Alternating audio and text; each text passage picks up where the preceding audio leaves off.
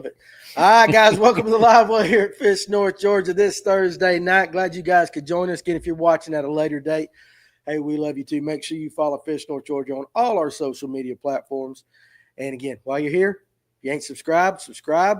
Give us a thumbs up. Click on whatever all them bells are. Just go ahead and click them on everything. Does that sound right? Sounds good to me. We got Tim in a different spot tonight. Go ahead and put the camera on this beautiful man. Tim is taking Kevin's spot tonight while he's in Vegas. Miss you, partying. buddy. Yeah. Do you? He's out having fun. He's having more fun, yeah. He's in Vegas, and then I got our buddy Justin Tritt in the house with us tonight right there in all his glory. And then, of course, Alex back there, the bearded wonder. Good evening, y'all. Mr. Battle Baits is working the thing. You hit the wrong thing. I did? Yeah, put that on your face. You see, you look. Oh, you no, me. that's supposed Hit the to be little me. board. It's supposed to be you, and you got me. The 1-2 on the small keyboard. 1-2 on the small keyboard. Go in there and help him figure it out there for a second. while I talk This to is him. totally my fault. There we go. I got it. He got it now. Hey, there we go. There you go. Yeah, all right. We got it going on. You guys know how we roll over Oops. here. My bad. So tonight's episode, we're going to talk about shallow water bass fishing. In about 30 minutes, the mayor, Scott Barnes, is going to join us via remote to kind of talk about his no forward-facing sonar tournament on Lake Lanier this weekend. So you guys in the comment section, you know how it is. You guys are as important as anybody because we're just going to talk about what everybody wants to throw shallow this time of year. We're always talking about forward-facing sonar and going deep and minnows and all that stuff. So we're going to give some love to the shallow water guys, which I consider myself one, and you do too. And I imagine you like it too. And I know Alex is. He's a kayak guy, so he's always shallow. So let's go ahead and shout out our sponsors. All right, and as always, we start with Sonar Pros, Trent and the guys over there. The official sonar installer of the live well, 770-530-4505. It's where the pros take their boats. So if you want it done right for all your electronics, that's the place to go. Go there one time, it's done. And if the best in the business take it there, you should too. Now, also real quick, I want to go ahead and talk to you about their winter seminar. We talked about it last Tuesday night. It is Sonar Pros Winter Seminar presented by Smith Built Construction Group. The lineup, these are the guys that are going to be talking.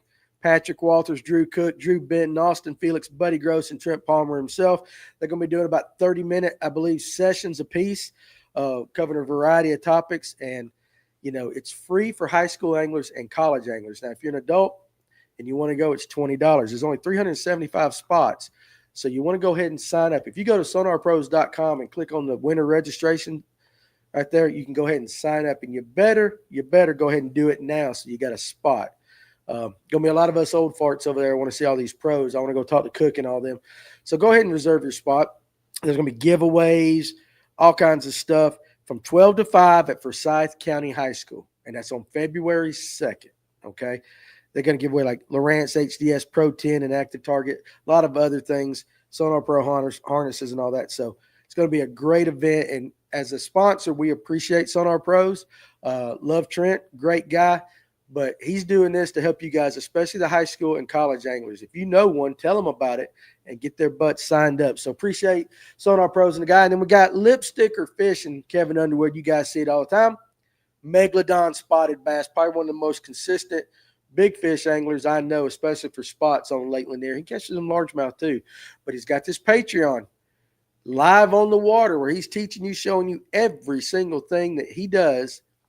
And it's for a nice little subscription on his Patreon. Now, you are a member of it, Alex? Yes, sir. You like it? It's worth every penny. Worth every penny. So call or text him if you want to schedule a guide trip or a sonar trip, 678-459-8419, or go to Kevin at lipstickerfishing.com. So appreciate him. And then next we got Evolve Rod Sleeves. You can see it right there, their logo, but look on my desk right there. The best in the business right there as far as rod sleeves. They don't make a better one out there. And I'd be hard-pressed if anybody can prove differently to me. They float. They got all these little, what I call safety things for people like me, like the rod tip protector and everything. But the best thing about them is, unlike these daggum mesh rod sleeves, your hooks don't get hooked in them. You throw them in your, rod locker or whatever, come right out. So evolvefishing.com. I got them here at Fish North, Georgia. And or you can go to evolvefishing.com. So then we got the Money Saver. I'm working you there, Alex, back there, getting his fingers all warmed up. The best plug knocker on the market by far. Guys that have bought them, I'm getting great reviews on them every single day once you figure out how to put them on. That's our fault right there, but they're absolutely That was fantastic. operator error. Operator error right there. So we got them here at the shop.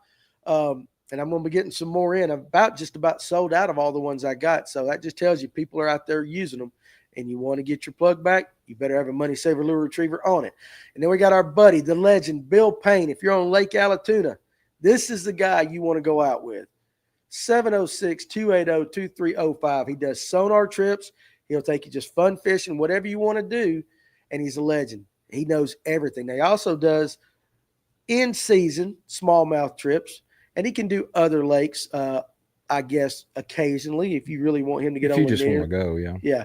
But I'm telling you what, he's one of the sweetest men I know.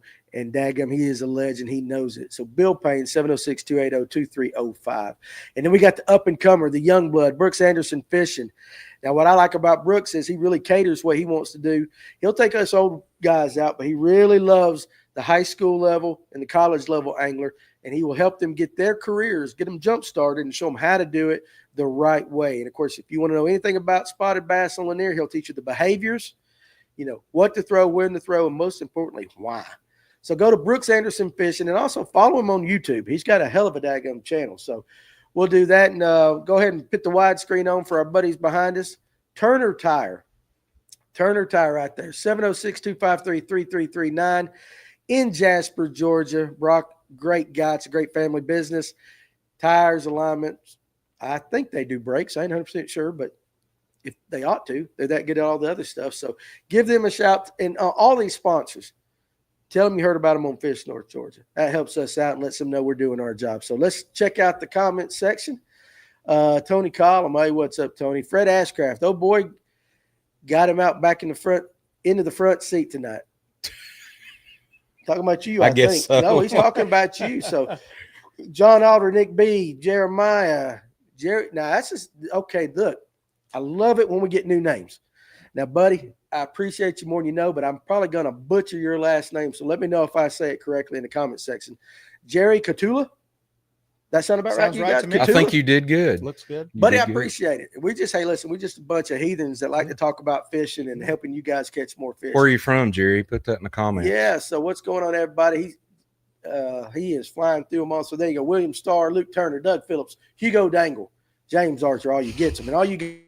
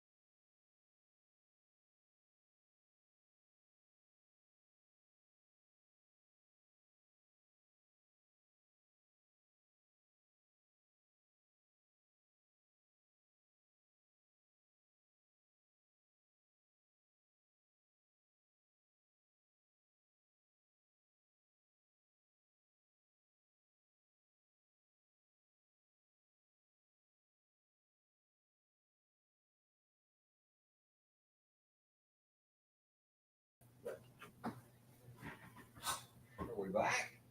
I thought you said we're gone. Let's end the show. We appreciate everybody tuning in. Tune in next week for next great show from FNGO. And actually, the trivia question for tonight is, if you can guess what happened and who's responsible, you'll get these cool prizes that we have stashed behind Eddie Van Halen right here. Back to your regularly scheduled programming. Danny? Well, we had a power outage.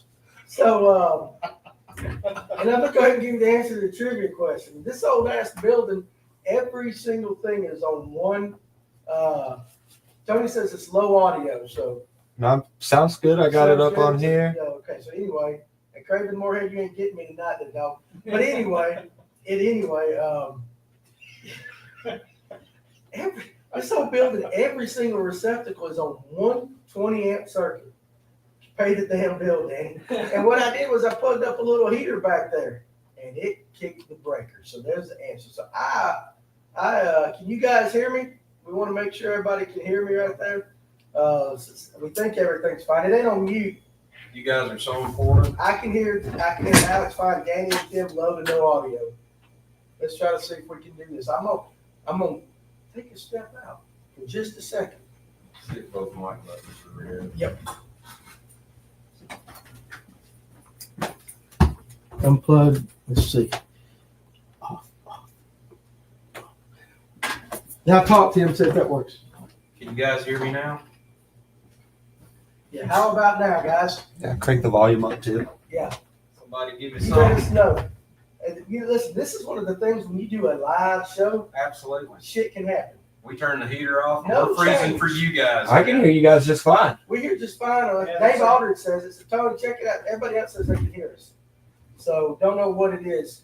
But anyway. I've reset my TV 3 times. How many people thought it was them? Go to the comments. Yeah, how many people thought it was you? All right, we can so hear. you're coming through whatever mic you were just closest, not the one in front of you. I don't know. We can hear you fine. Anyway, well, shit. That went off the rails fast. Hey, Thank listen, you. well, we knew it was going to go off the Yeah, rails we at did. some point. Now, we just started it. And bless Alex's heart, he's not living. That's your first time of us having like a misfit. At the Oh yeah. beginning. Oh yeah. Yeah, it's stressing out. Yes. He didn't know what button. So. It happens. On the rod with water and Jesus. Sounds like the mics are off, but some mic in the distance is picking up voices. Hey, hit your settings down there. Go to settings right down there on the bottom. I'm gonna walk you through it right here on the show. Click that button. Go to audio. Go right up there to the mic. Click that down. Hit Black Magic. There we go. All right, now it should be good. That old You- black magic. Can you hear us now? Test it. I don't think Danny's mic sounds pretty good. It should sound really good now. This is just what kind of stuff happens when you're live. It's shallow water fishing, and we're going to talk shallow water. Now they are waters. back. So Tony, we got it all figured out. So anyway, let's Welcome to the show. if you guys didn't hear anything, I think I got through all the sponsors, didn't I? Yeah. All right, too. So we sound good. All you guys listen, I appreciate it. And the best thing is, you guys know how we roll. So like I said, we're just some heathens, and sometimes crap just goes awry. How many shows can have fun like this with something like that? Oh, going listen, on? we don't You take know? we don't take ourselves serious at No. all. Here's So another just, new one for you, Danny. huh? Here's another new one. A. Blair Fishing. Listen, after Tuesday night, I got to read all the names correctly, because who the hell knows?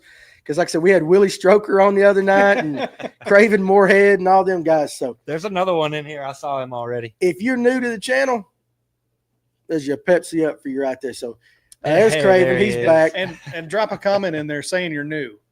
Yeah, and where you're from? Yeah, let's do that. Okay.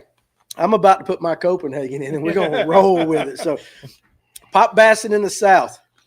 Pull that question up right there. Let's jump on a question. Any tips for fishing Lake Jackson this time of year? Anybody know Lake Jackson? That's down South Georgia, ain't it? It's South Georgia. Uh, Gonna be warmer climate down there. really?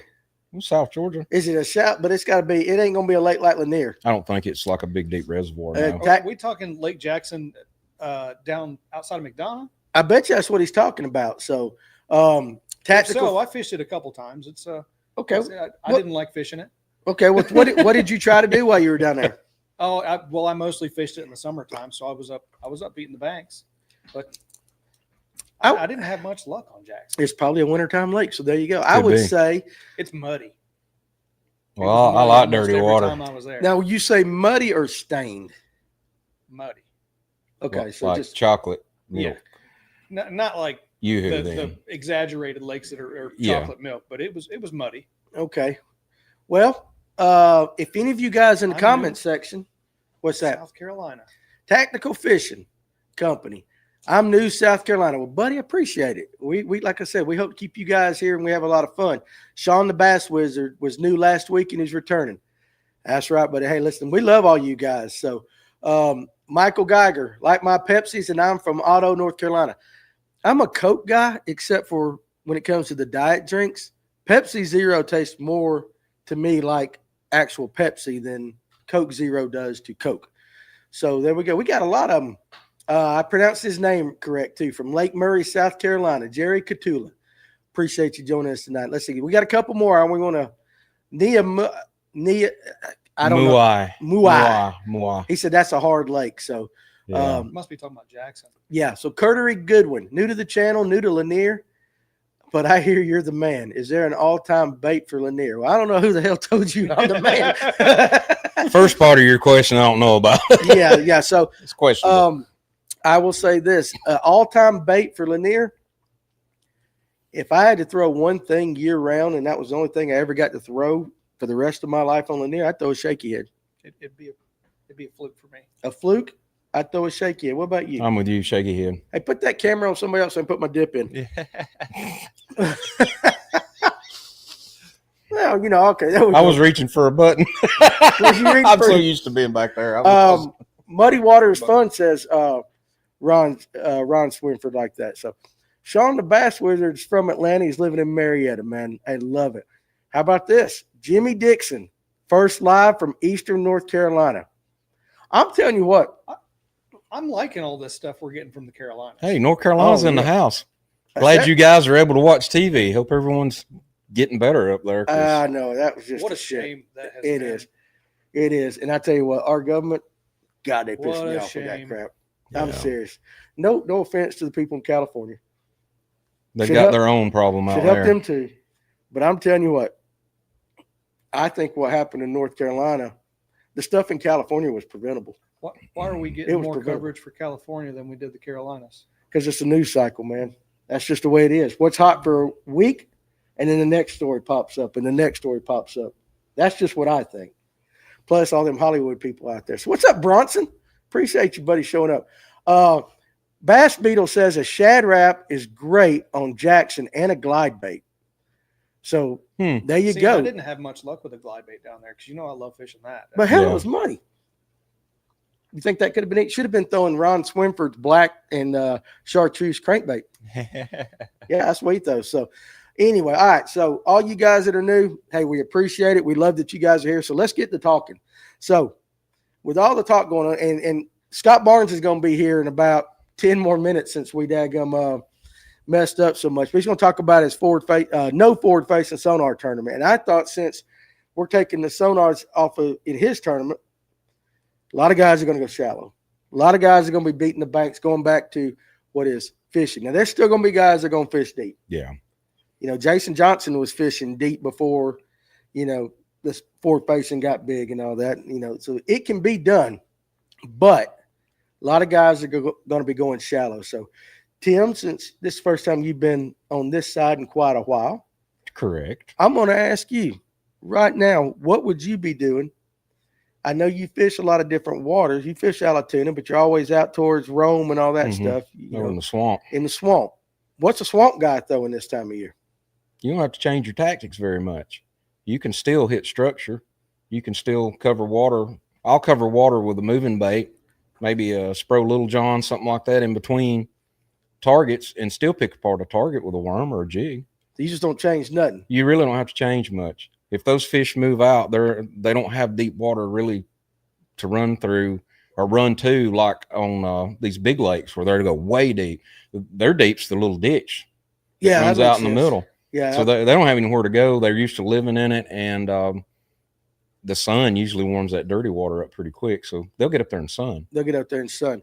All right. So Curtery Goodwin says you guys have all the juice. As far as depth, what is the most comfortable for you guys, deep or shallow? I'm going to say shallow. I'm a shallow water guy. I'll beat the banks to death. Yeah, I'm in a transition period right now. I will say that. 5 years ago, it had been shallow all the time, but I'm finding my way more and more out towards the middle of the lake. The more I get going, He's transitioning. Yeah, well, He's transitioning right here. What do you call that? What's your pronouns with that? Huh? How do you? Don't Huh? say it. Scoper. Scoper. He's becoming a scoper. He's a scoper right there. So, what about you, Alex? What What are you most comfortable with as far as deep or shallow? I got to say shallow because you're a kayak guy, but 20 foot or under? 20 foot and Yeah. up is where you like to fish. Yeah. So I don't really like to go deeper than that. I will, but I don't have a lot of success out there because I don't have live scope yet. Right. But once I do, it'll be different, obviously. Yeah. Well, when you're going out there with no live scope, it's a totally different game. Yeah. I mean, you can read a map, see where the humps are and everything like that, but you got to kind of pick your spots and cast and just hope like hell they're there. Mm-hmm. So you're fishing the more traditional way, Yeah, exactly. which is a little bit of a challenge without the forward facing, and we're not against it. I'm not against it at all. Mhm. Mike Geiger. So what would you guys throw on Russell at the end of this month? And you guys in the comments section, remember, you can answer all these questions as well. Yeah, if we don't know it and you do, put it in there. So Michael Geiger kicks my ass every time I fish against him. He's asking it, so he knows he ain't asking me. Oh, So and I got you, Randy picked up some of them jigs yesterday, so hopefully you guys can nail it again this weekend. Russell is it's an interesting lake that we don't talk a lot about on this. Well, it's just kind of on that periphery over there, where it's in mine, but it's out of mine. But that's a spot lake, ain't it? I think so. So I mean,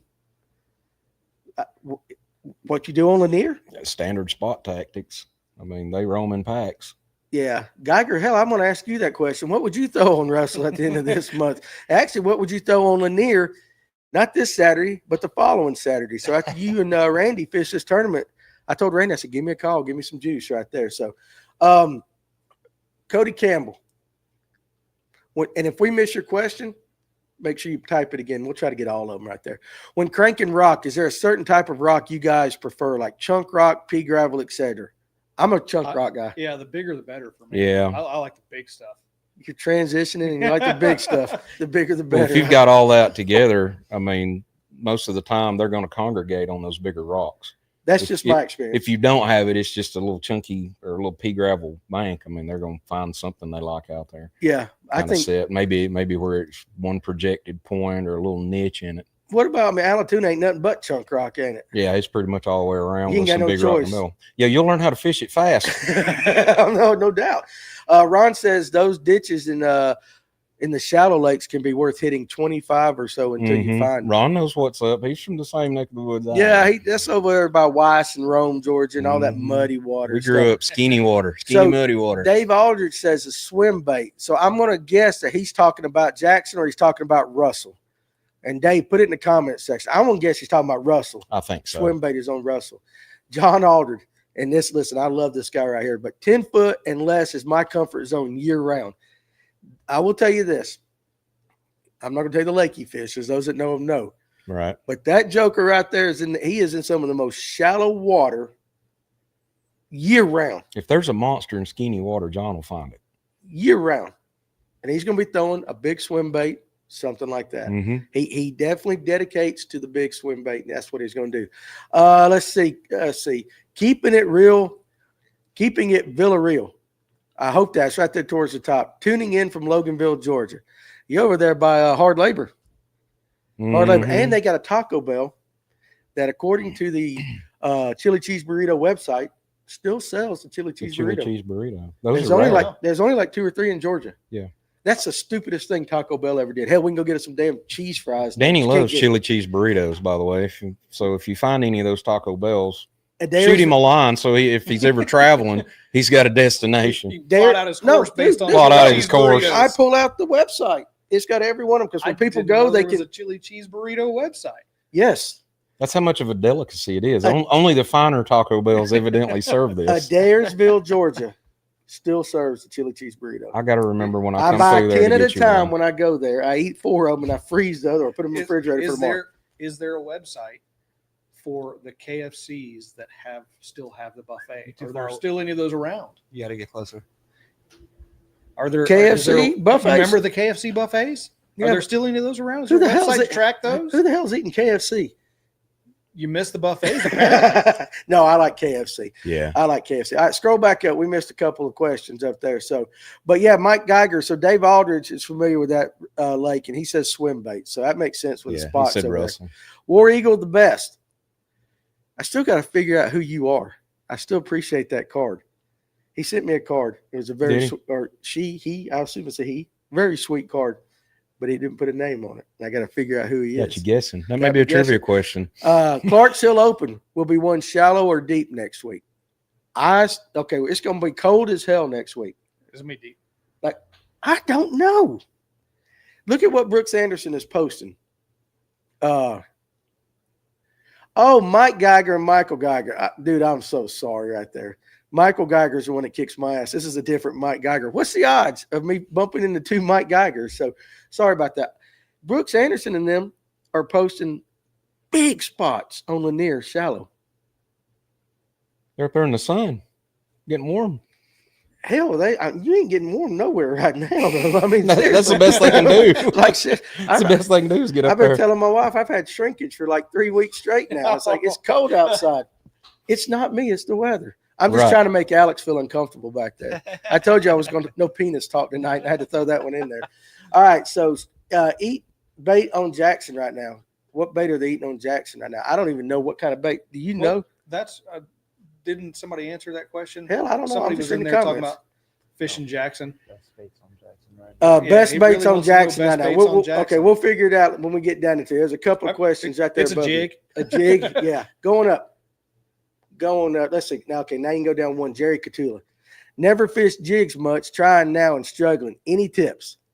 Jig is a good bait right now, shallow or deep, from what I've been told. You got to get out on the water, so I'll be on it soon. But here's what the best thing that I learned about a jig. Now, I grew up in the 80s, the old Texas rig where you pulled it up, you felt the drrr, and then you reeled down and waited till he ran, and then you crossed his eyes. Well, with a jig, if you pull up and you feel that drrr, so I mean, sometimes they'll just fly with it, but if they pull up, you feel that vibration, you better set the hook right then, because in about a second, 1.5 seconds, you're going to feel a second one, and that's the fish spitting it out. Yeah. Because I was on Blue Ridge. Me and Josh were on Blue Ridge, and I just started throwing a jig.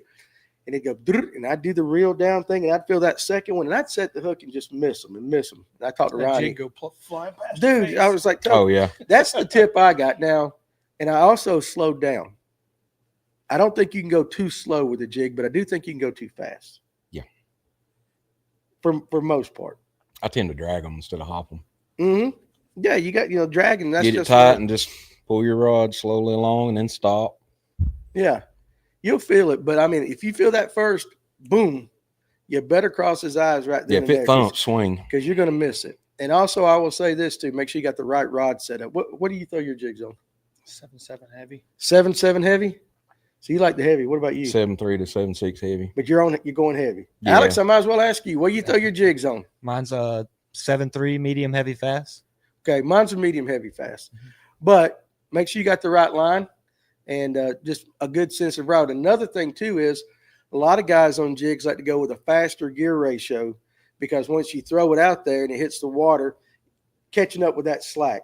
If you have one come and pick it up and he's coming at you, you got to have it. you're thinking, well, it's not touching anything. Well, it didn't fly off on itself. Yeah. It's 3/8 or half.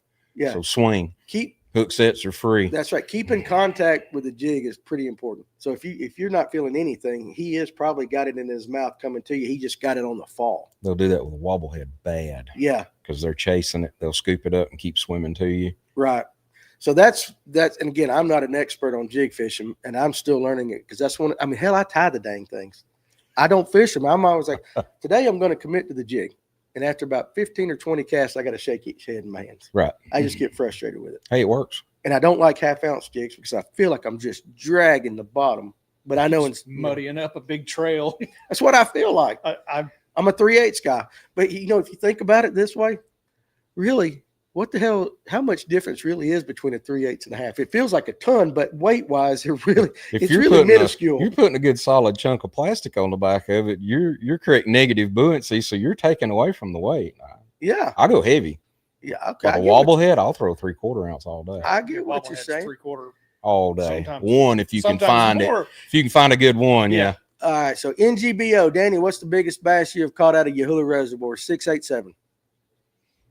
Is that a real answer? Did you just make that up on the fly? No, that's a real answer. But He I flew that out. Yeah, Spit that I mean, out it's pretty like- quick, didn't he? But like everything else I do, it was pre-fishing for a tournament yeah, of and course. never during tournament day.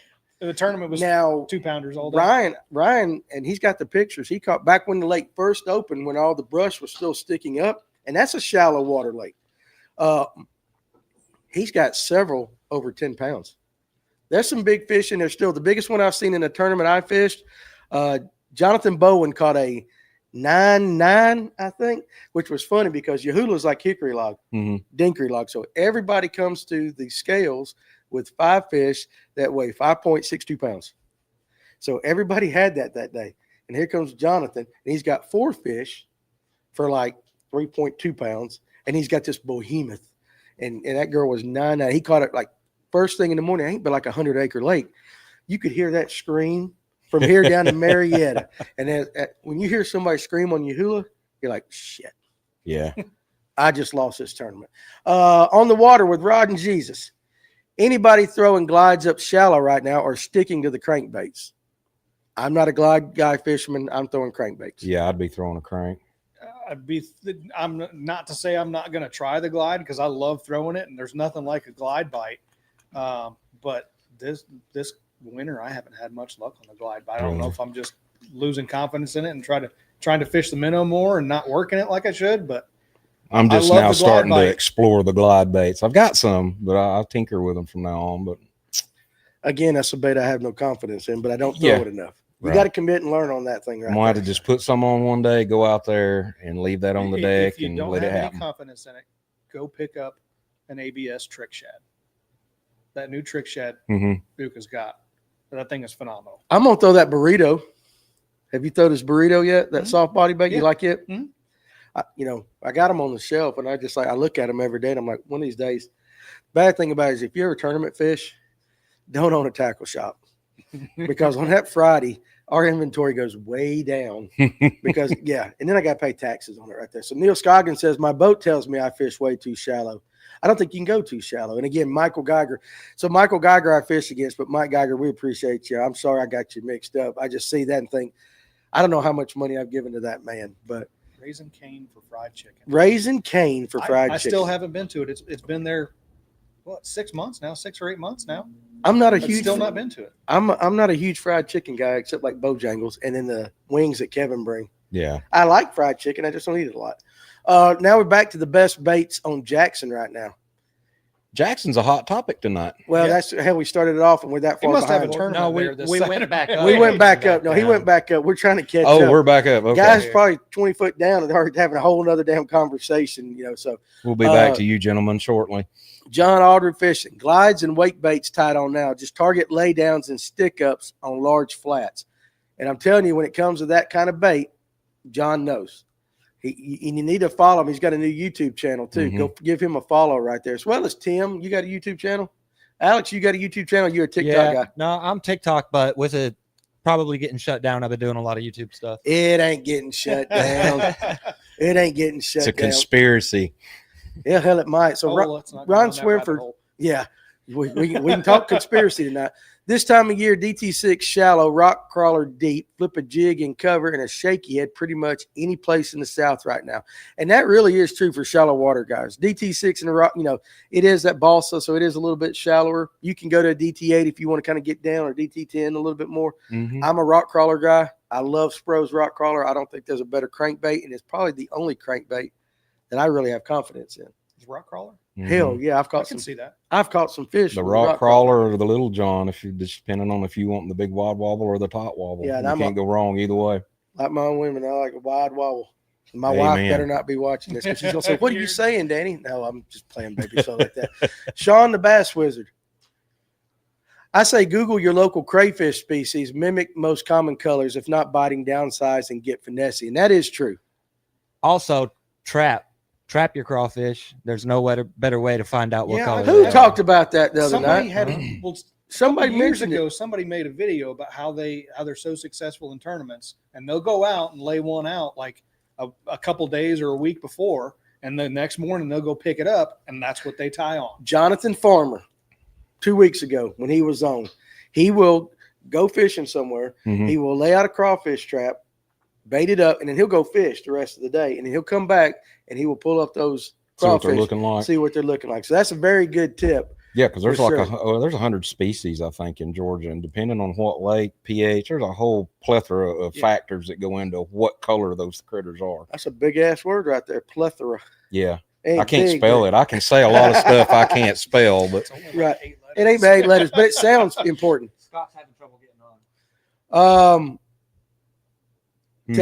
Tell him to type that link in his browser on his phone. Just if the link ain't working when he clicks it, or actually tell you what, guys, we're gonna hit the invite. Hit the invite right there. Scott, if you see that, type that in on your thing. You might have to pause the show and go back. So yeah, that's how you got to do it. So I can send this to send that to him. Take a picture and send that to Scott. We're trying to get the mayor on right here, and I know why his link didn't work because our power shut down and they gave us a new link, so that show got canceled. So that's anyway, probably what it that's is. what it is. He's So- hitting the old one. all right, close that up there for us. So the mayor is going to come here on shortly. Let's go ahead real quick before he gets on. Let's talk about Fishers of Hope. Let's go ahead and hit that. Fishers of Hope is this. It's one of the better organizations that I think is up and coming. First of all, go follow them on Facebook. Okay, the mission, to glorify God, be servants of his word, to bring those in need to peace and hope that only he can bring. Fishers of Hope Ministry at gmail.com. But what they do is when they find a need, they'll throw a bass tournament to try to help people out. And so, again, when anybody's trying to throw a bass tournament or that kind of organization, they need the help of people like you and me and everybody else. And Tony and his wife came down here to the shop a couple weeks ago. They were giving away a Stevens, I think it was a 243. They had a draw, and I was fortunate enough to be able to pull the winning name out of the hat and all that. But it's a really good organization. Check them out on Facebook. Help them out where you can right there. So is Scott getting it figured out now? Not yet. All right. So pop them back on the comments. And I might just have to tell everybody about it if we can't get them on. So go on back up. Go on back up. I don't want to miss anybody's question right here. Keep on going. Here we are. Right. Yeah, right there. So, Christopher, now we're back to the jigs a little bit. Move your jig very slow on the bottom. Move it maybe 3 inches at a time. Christopher Brown says, I definitely drag it. Brian Justice says, most of my jig bites, I never actually feel just dead weight. And that happens too. That happens too. And if you are pulling a jig and you feel something, like you said, hook sets are free. Right, swing. And the thing about a jig is right now, I mean, you can fish it. I had a guy in here tell me today that they were catching fish out of 60 foot of water in a jig, and you can catch it in 2 foot of water right now. Well, If a they're up jig there. mimics so many different critters. It does. It can be a crawfish. It can be brim, Yeah, bluegill, Yeah. and they'll get out in deep water like that and goof around on rocks and stuff. So, Well, I know me and Underwood caught a couple of spots that tournament we fished together out of 60, 70 foot of water that were spitting up brim. We've Mhm. talked about that on the show. So it is, and that's a good thing about a jig and why it can be fished year round. You can change the colors with your trailers or different style of trailers for your fall. totally modify it to whatever your specific Mm-hmm. situation is at any given time. Like Ron Swinford, simple like this. Drag the jig with your rod, then reel up the slack, then drag again. Rinse, lather, repeat. Raw Dog Customs, fish don't have hands. So if you feel it, ... cross Yeah, that son of a swing. man's eyes.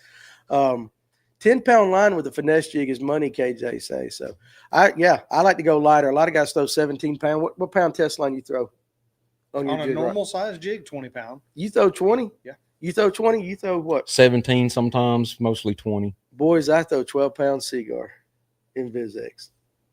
I go light, man.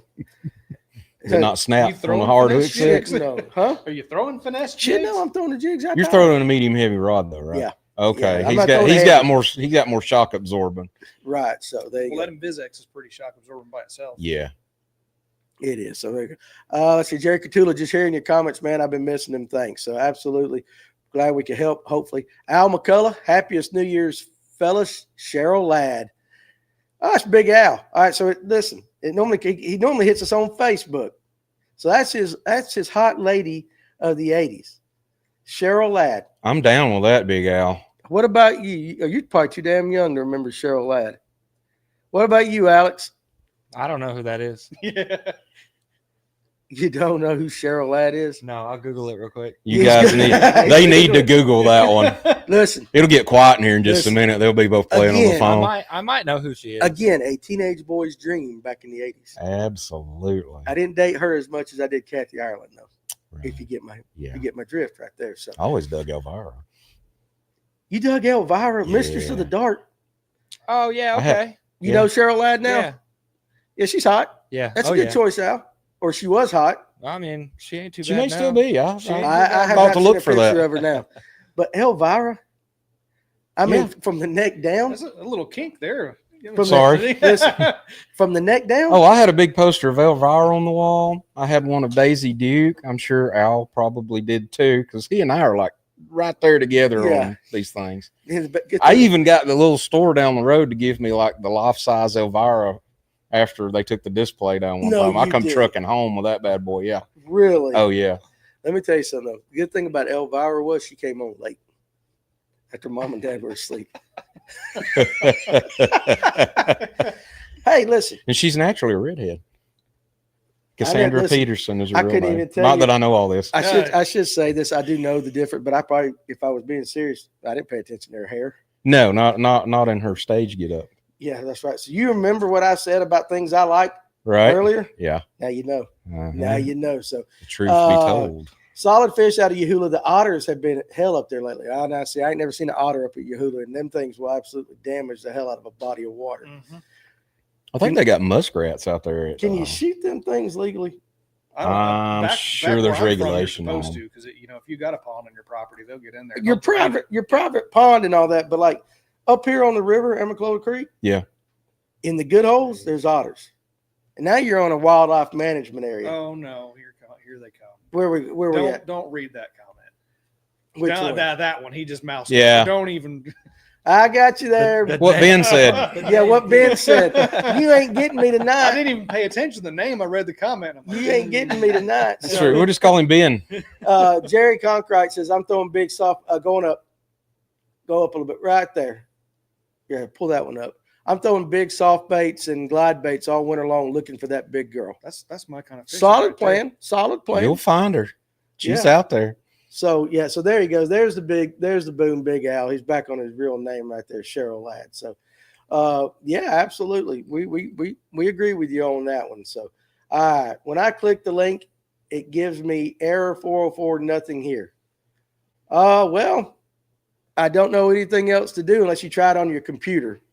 That would be about all I could say is try that. You got to type in that whole thing in your browser, and it normally works for everybody else. So Scott, if you find me, Alex Purrs, on Facebook and send me a message, I'll send you the new link. yeah, send that. Try that again. Oh, okay. That was the old link, and we just that far behind in the comments. Yeah. Could be. Okay. So anyway, Farmer mentioned it last Thursday. Yeah, we're way behind. Let's scroll up a little bit. Actually, go ahead and do this. Scroll all the way to the bottom.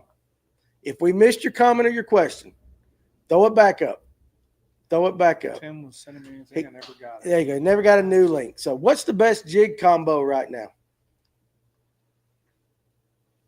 Best jig combo. I'm going to say, you want me to tell you what I'm going to say? If I had one jig to pick and I tie them, we call it the chef special. Some guys call it the cheat code. It is a green pumpkin barbed wire with purple. And I throw a Yamamoto I don't have the number. cinnamon with black flake. Cinnamon with black flake. Excellent choice. It is an excellent choice. Now you can dye. Sometimes I'll tip the because it's a twin tail. I'll tip it in chartreuse a little bit.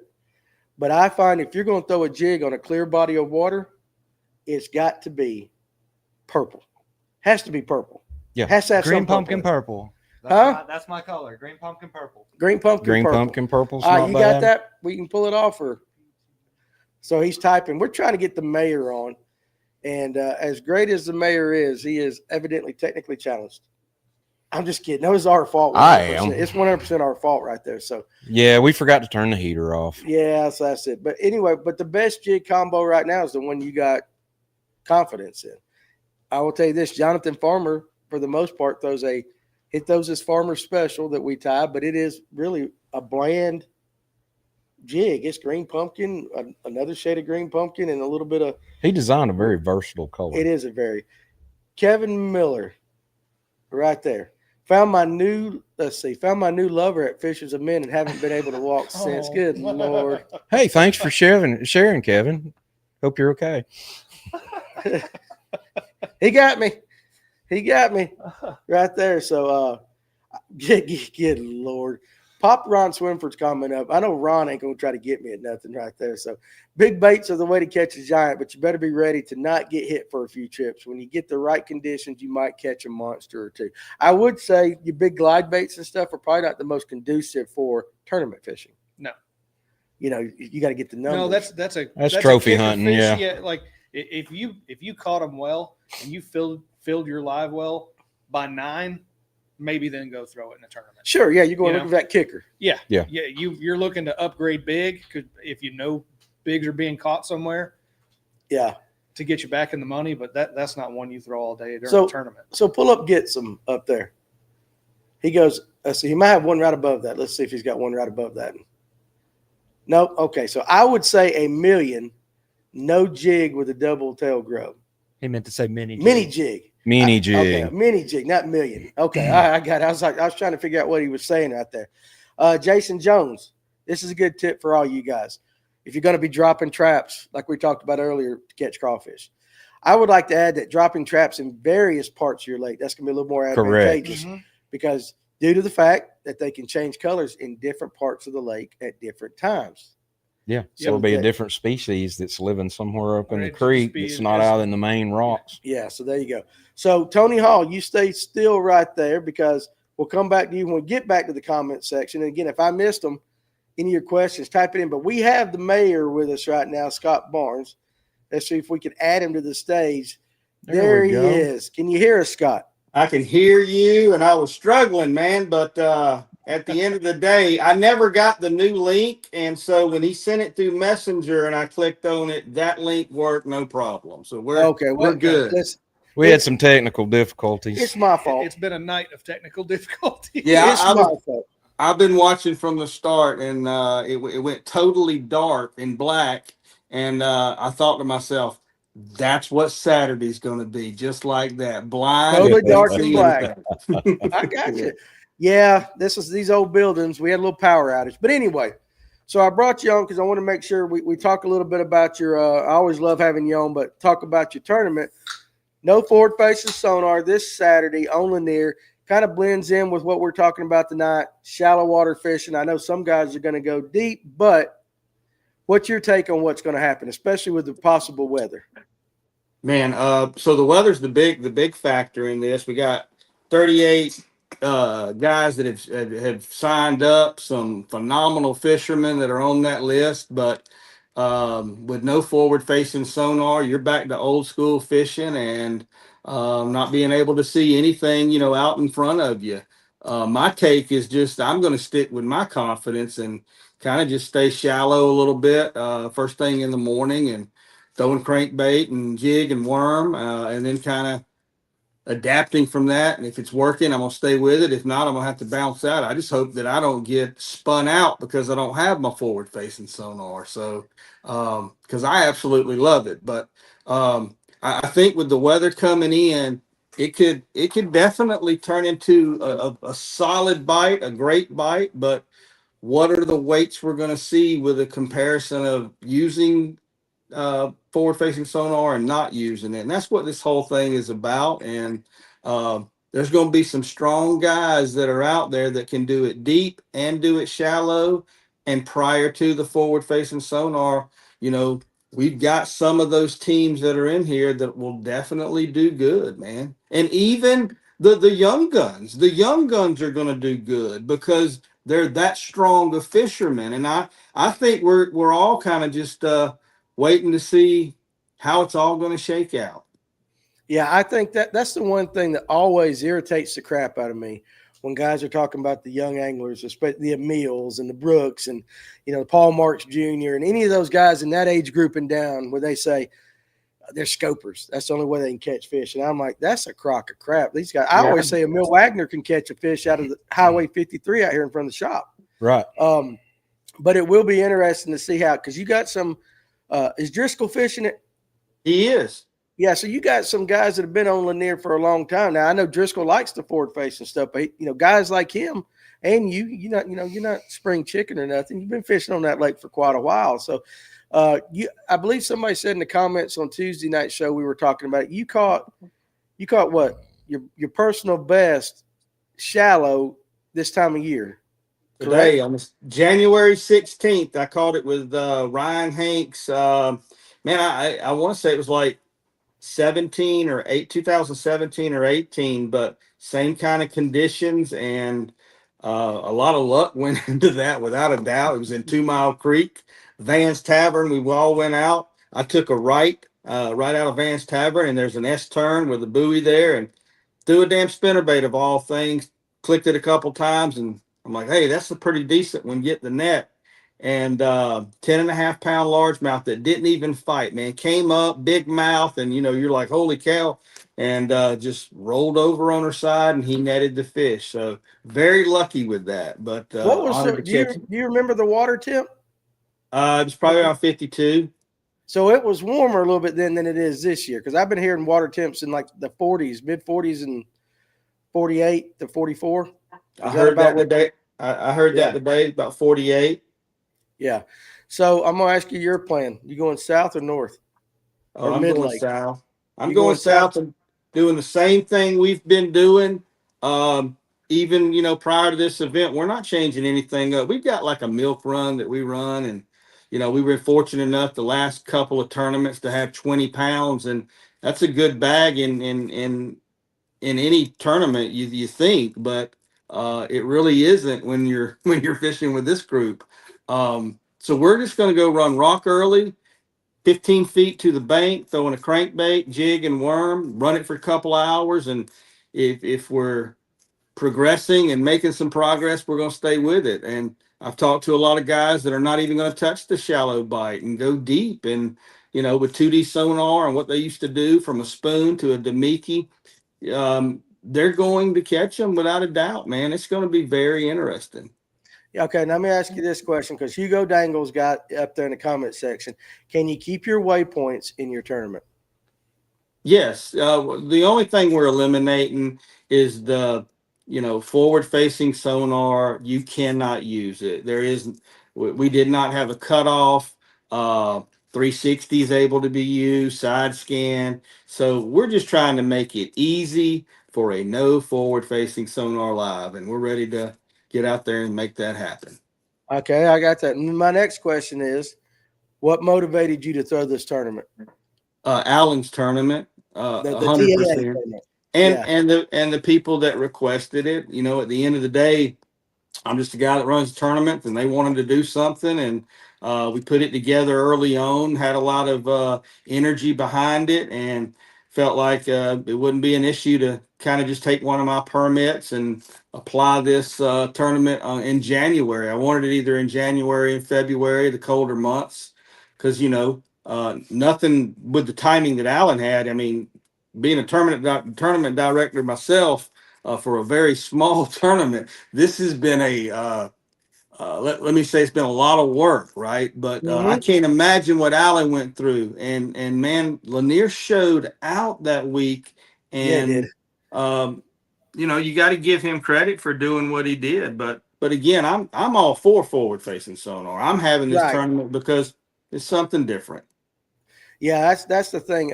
And the one thing too with Allen's tournament, there was a lot more interest in it originally, but I think his field got a little bit smaller because guys really didn't know how it would be. Yeah. And then once it went off, it was really successful, some big bags.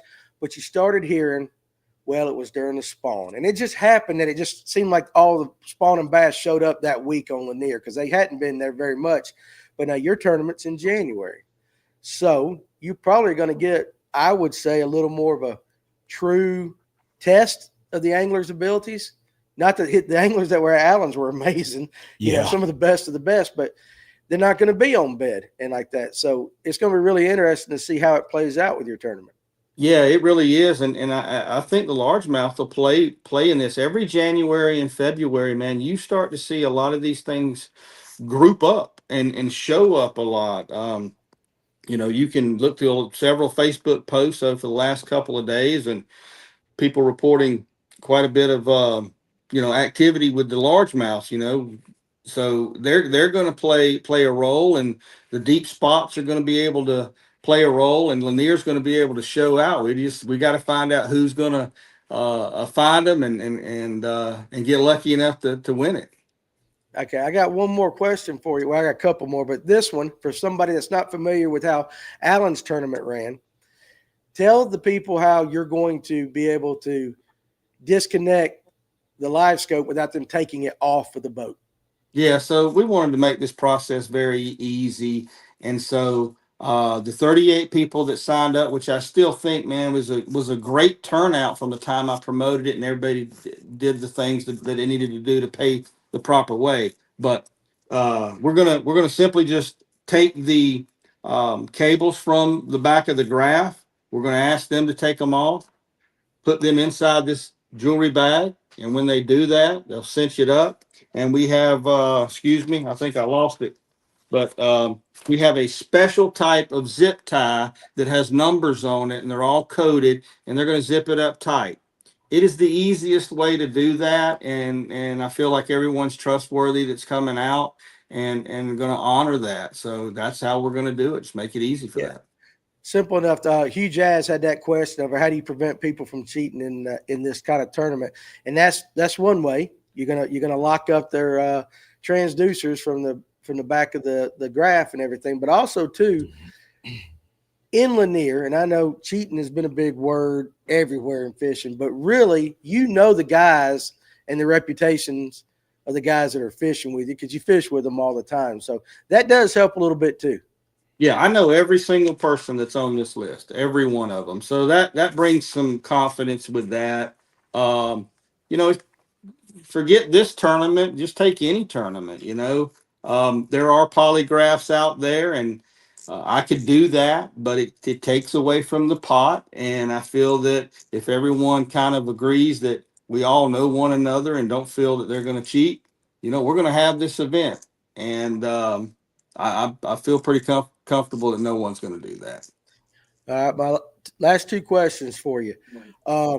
Is this something that you're going to start making kind of an annual or semi-annual event in your trail?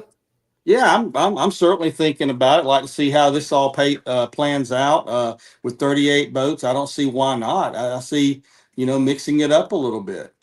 Yeah, I like it. Jason Jones, I can answer this. Any more spots available in that tournament? No, he had a hard cutoff date of Wednesday last night, and that way they could have all the bags and the zip ties and everything. So we had to have a hard cutoff date, but just be paying attention for the next one. You might get to fish it.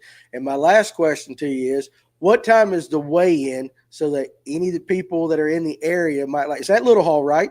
It is. We're going to be out of Little Hall, and the first flight is 1 through 19. Those boats will come in at 4 o'clock, and then the following flight is 4:15, so 20 through 38. But to add to that real quick, and I don't mean to sound anyway about the hard cutoff. It is for planning. I had a ton of. I'm not a business that sits here and can take credit cards or anything like that. So a lot of transaction came to my Venmo. I had to get the money to the bank and go get cash today, already put in the envelope. So a lot of my work is done so we can jump on doing the install with the bags, putting everybody in the water. That was the main reason for the cutoff. Yeah. And what time's your weigh-in? 4 o'clock Again? for the first, 4 o'clock for the Four. first flight, and 4:15 for the second. Okay, that's good. I think I'm gonna swing up there. I'm gonna go by Jimbo's for a little bit. His seminar stuff or his whatever you call them, yeah, whatever that is, fishing thing, expo. I couldn't get the word expo in my mind. And I think it'd be pretty cool to ride up there and just see what these guys bring to the scale and just kind of compare it to your normal tournaments. You know, Yeah. You better be. You're not. You might not get money if you bring 20 pounds to one of your Well, tournaments on a regular I was day. going to ask that question, Scott. What do you think the winning weight's going to be? Oh yeah, here we go. Prognosticate there. I still think we definitely will most likely see a bag between 22 and 23 pounds. It just sets up right, Good guys. Lord. It really does. You've You got think you'll have 10 of them? Think No, top 10 we- will all break 20? no. Maybe I misunderstood the question. I think the winning bag will be 22 to 23 pounds. Yeah. I, No, I that was think- the question. Yeah, but I do think that man, it's so hard to tell. We're gonna have to wait and see. But if I had Yeah. to make a prediction, you got great fishermen and you got one hell of a lake. You got a lake that is shining, and the group of these folks, you could have 10 bags with 20 pounds without a doubt. could, Yeah. You You could got some absolutely. hammers in that tournament. Oh, yeah. One last question, because I got a viewer that's got this question. Do you think most will get their keepers first thing or in the afternoon once the sun gets up, given the weather? We might not have any sun at all because it's supposed to be raining, correct? It is. I think it was calling for like 75% rain in the morning, then not clearing, but just cloudy throughout the rest of the day. But man, that's a hard one. Right now there's great fishing in ditches, and the shallower you go, there's a lot of big ass fish, historically Right. for that. And then Yeah. you can go fish rocks and do it. But yeah, it's going to be interesting to see for sure. All right, well, that's good. So, guys, if you're interested in seeing the weigh-in, 4 p.m.'s first flight at Little Hall. And, Scott, I appreciate you coming on, taking a few minutes with us to talk about this tournament. I am uber interested in seeing the results, and, of me course, too. I want to come up there and see all the guys and you and everything. So I wish you the best of luck personally in the tournament, but for the tournament and the safety and everything for everybody else. I know you run a hell of a trail and you put on a good show. So, guys, hey, if you want to see some of us come up there or see any of these guys, come up to Little Hall about 4 o'clock and see what they actually do with no forward-facing sonar. So, buddy, I appreciate you, man. Danny, thanks a lot. I appreciate you. So do I just wait here and y'all cut me off, or do I? We're going to cut your ass off. I've had Cut me enough of off. the man. I'm going to get back on and finish watching you, man. There we go. We'll talk soon. All right, buddy. Good to We'll see you. see you. All right, so there you go. You had the mayor there, Mr. Scott Barnes, talking about his no forward-facing sonar tournament. I personally think I am pro forward-facing sonar. I have no problem with it on the tournament level, personal level. I know a lot of people do. There's a lot of opinions on that. But I do think if you start doing something like that, where you just integrate it in a few times a year or something, you give those options.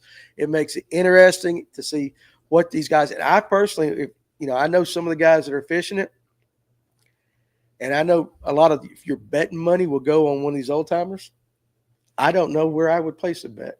Because there's some hellacious young hammers fishing. The tournaments that we've covered in the past have proven that most of these guys can fish shallow, deep, with or without it. I know it. I And, mean, like, to go back to your comment before about people ragging on these young kids, thinking they can't fish without forward-facing sonar.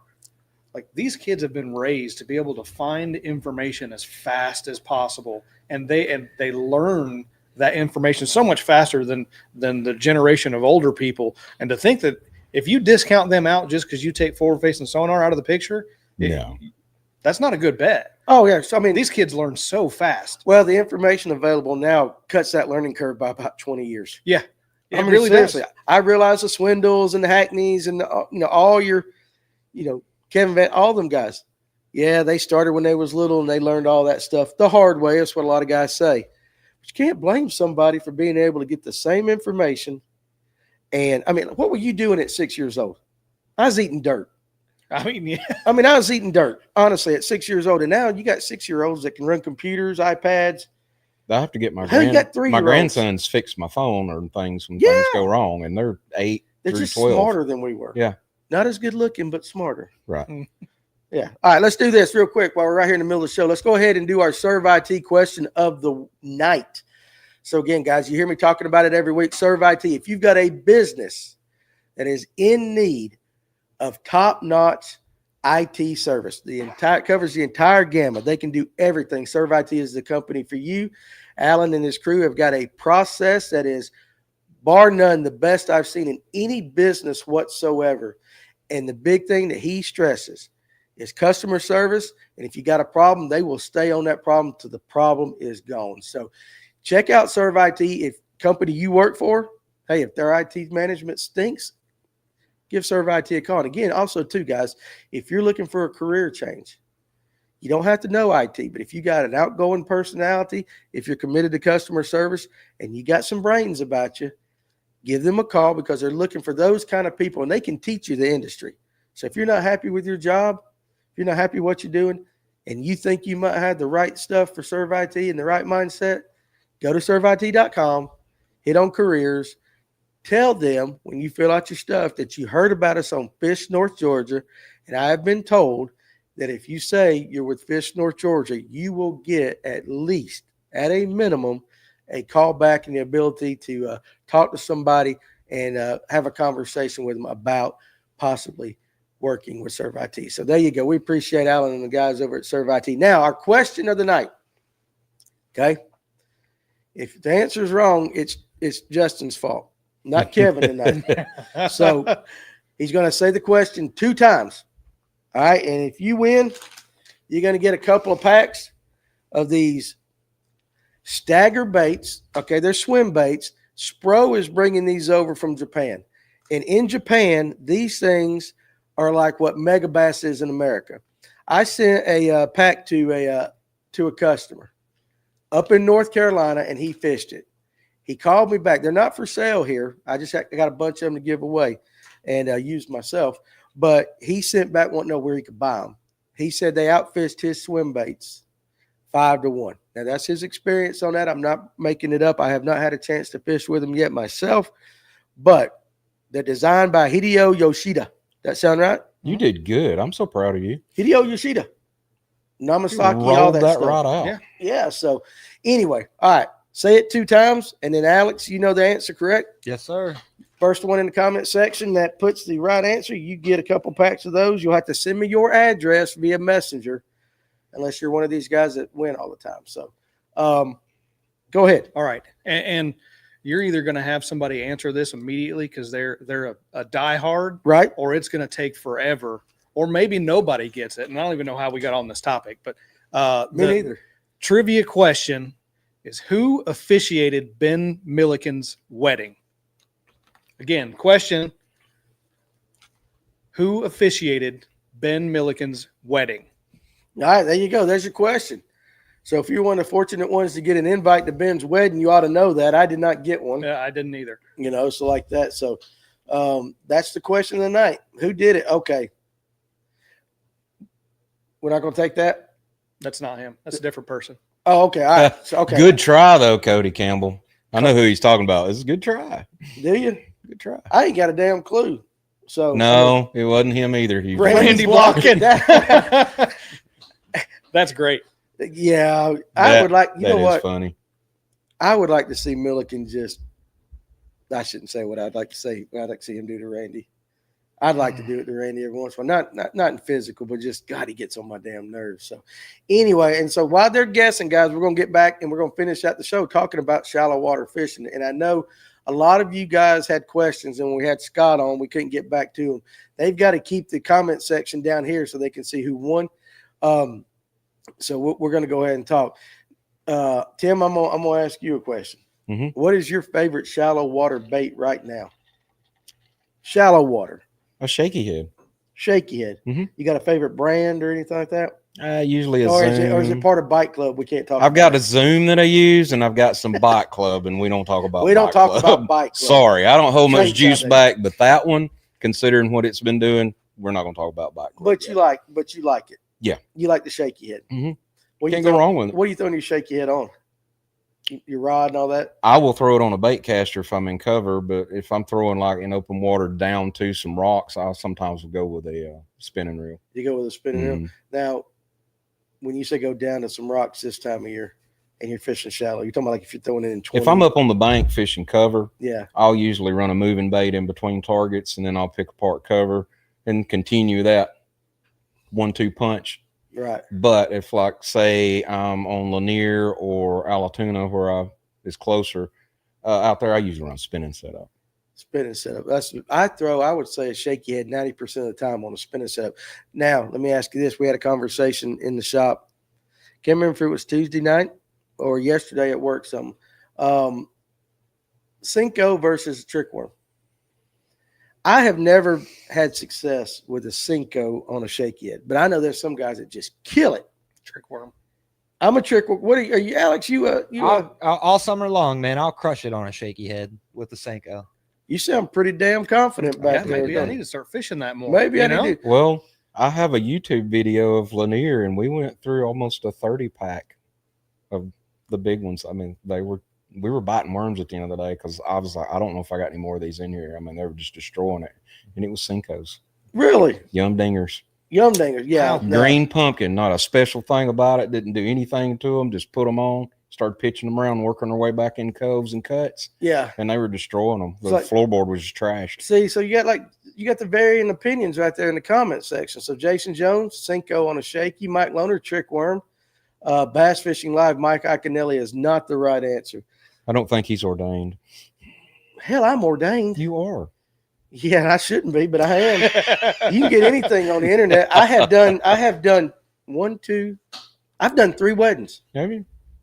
3 weddings. I don't think I'm ever going to do it again, but if I do, I'm going to get you to do it. If you get married again, on the front of a bass boat. Actually, guys, for a small nominal fee, if you want to get married right here at the Fish North Georgia shop, we might work something out. But actually, no, I'll marry you for free. I don't care. Seriously. Listen, the last wedding I did, this is no lie. Now, you got to know the people I'm marrying. They're on the crazy side. So the groom comes up, the bride's here, and all of a sudden 2 of his groomsmen, they come up and they got a bucket of beer. And they're handing beers to people in the crowd as they come up. But they saved a couple. And so me and the groom, and then I married their asses. But folks, always remember that old term. Always pay the preacher. No, you ain't got it. I'll do it for It doesn't matter what you pay. They feed me. pay you with dinner. Just feed me. Always take care of the preacher. Yeah, I'll ask for a little food. So there you go. But yeah, hell, you go on to ordainme.com. You pay them $79.99, and hell, I can do anything. And you can get married on camera at Fish North Georgia. I would marry somebody on the podcast. Yeah. Put it in the comment section if you're getting married here soon. Let's make that happen. Yeah. Oh, hell no. Listen, there's guys under out the there, bus, Danny goes. No, listen, there's guys out there like, hell, that's a good idea. And then they're going to tell their significant other, and they're going to like, hell no. Shot down in flames. Unless they're an angler, a lady angler, they might be down for that. We can do that. He paid Danny with beer, and Danny was happy. Yeah. That's a win-win situation, Ron. It's hard to be upset getting paid in beer. Really. Where are you going? Who wouldn't work for beer? Got to be a good beer, though. I'm not doing it for cheap beer. I mean, if it's cheap beer, it's got to be cold. Ice cold. Ice cold. 33 degrees cold. Got to be cold. What about a speed crawl on a shaky head? I've heard of waiter. Has that even popped up before? Oh, waiter. If it has, I don't know. Where are you from, oh waiter? Oh, waiter, we appreciate you joining us. Thoughts on a speed crawl on a shaky head? Anybody got any thoughts? At this day and age, I don't see why not. You know, I'll try just about anything on a shaky head or a wobble head or. I've actually thrown it. I've thrown a little one of those, but I put it on a weedless net head. Those weedless net heads I make really small and just throwed it out there on a net, but it was like a quarter or a 3/6. Almost like a finesse jig with no skirt. You're basically just getting back to the small jig. You are, and I so nothing wrong with it. There's nothing wrong with it. Would it be my first choice? No. But I have done it, and I will tell you this too makes a hell of a bed bait. So we got that. Let's go. Since nobody can figure out the answer, give me the initials. Kevin would die. That'll give it away. Just do it, because hell ain't nobody guessing it. I want to give somebody a couple packs of these. They may not. ZK. ZK is the initials of the gentleman. Somebody will get it now. Who married Ben Milliken. So Brent Ryan, I'm from Missouri. I fish a lot. Lake of the Ozarks and Mark Twain. I want to go fish there. Dude, there you go. Hey, I appreciate it. Now, I'm doing some work for Digital Sportsman, and one of their higher-ups, who I like to call the boss lady there, she lives in Missouri, Lake of the Ozarks, stuff like that. So, and they're good people. You gotta have the first and last name. First and last name of the guy. doing that. Ron said, pull up Mike Geiger. I didn't say Michael. I said Mike. I got it right this time. I've had equal luck with trick worms and Cinco on a shaky head. I have not. And I throw it shallow. I don't fish. I know a lot of guys fish a shaky head deep, but most time if I'm throwing a shaky head, I'm beating the banks or rocks or a point like that. I just don't know. There's just something to me that just, and maybe it's a confidence thing. Now, if I'm throwing a Cinco, it's on a weightless wacky rig. I throw a Cinco 100% of the time on a wacky. I don't know. I feel like a Cinco is the weight of it. I don't feel like it should be on a shaky head. I don't know. That's what I'm saying. You don't get the action that you do Yeah, out of a trick worm or a similar finesse type worm, but they'll hit it. I know they'll eat it. I fished with guys that were catching them on it, but I'm just, to me, The it's day that we ended up burning through a bag was totally happenstance. Just put one on, and all of a sudden it kept Started replicating. going. they So just if it ain't broke, don't fix it. Yeah, want a we little started fat just girl that work. day. Yeah, right. We started working back through there, and the next thing I know, by the end of the day, it's like I'm out of worms. So you're just getting a shorter profile as the day went on. So, Alex, I would say your answer too, because you're a kayak guy. Oh, go ahead and scroll down the comments. Let's see if we got anybody got it right. Nope, not Mm-mm. yet. You're getting closer. Oh, there's one Hey. right there. Oh, good Lord. Cletus won. Clint can't win. Huh? Yeah, he can't because Walton though. Walton can win. can Walton win? Yeah. Okay, we're going to give it to Walton. We're getting Because Cletus a you shot collar. Clint, you come in here and you get them free anyway. Yeah, well, Walt, being another six guy, he has known that he was letting everybody try to guess it. Yeah, so there you go. Walton, I'm gonna give you a couple of these baits, dude. Was gonna give someone a chance. We appreciate you trying to be just that. Walton's Nice a good. guy. He's a good sportsman. He's a good guy.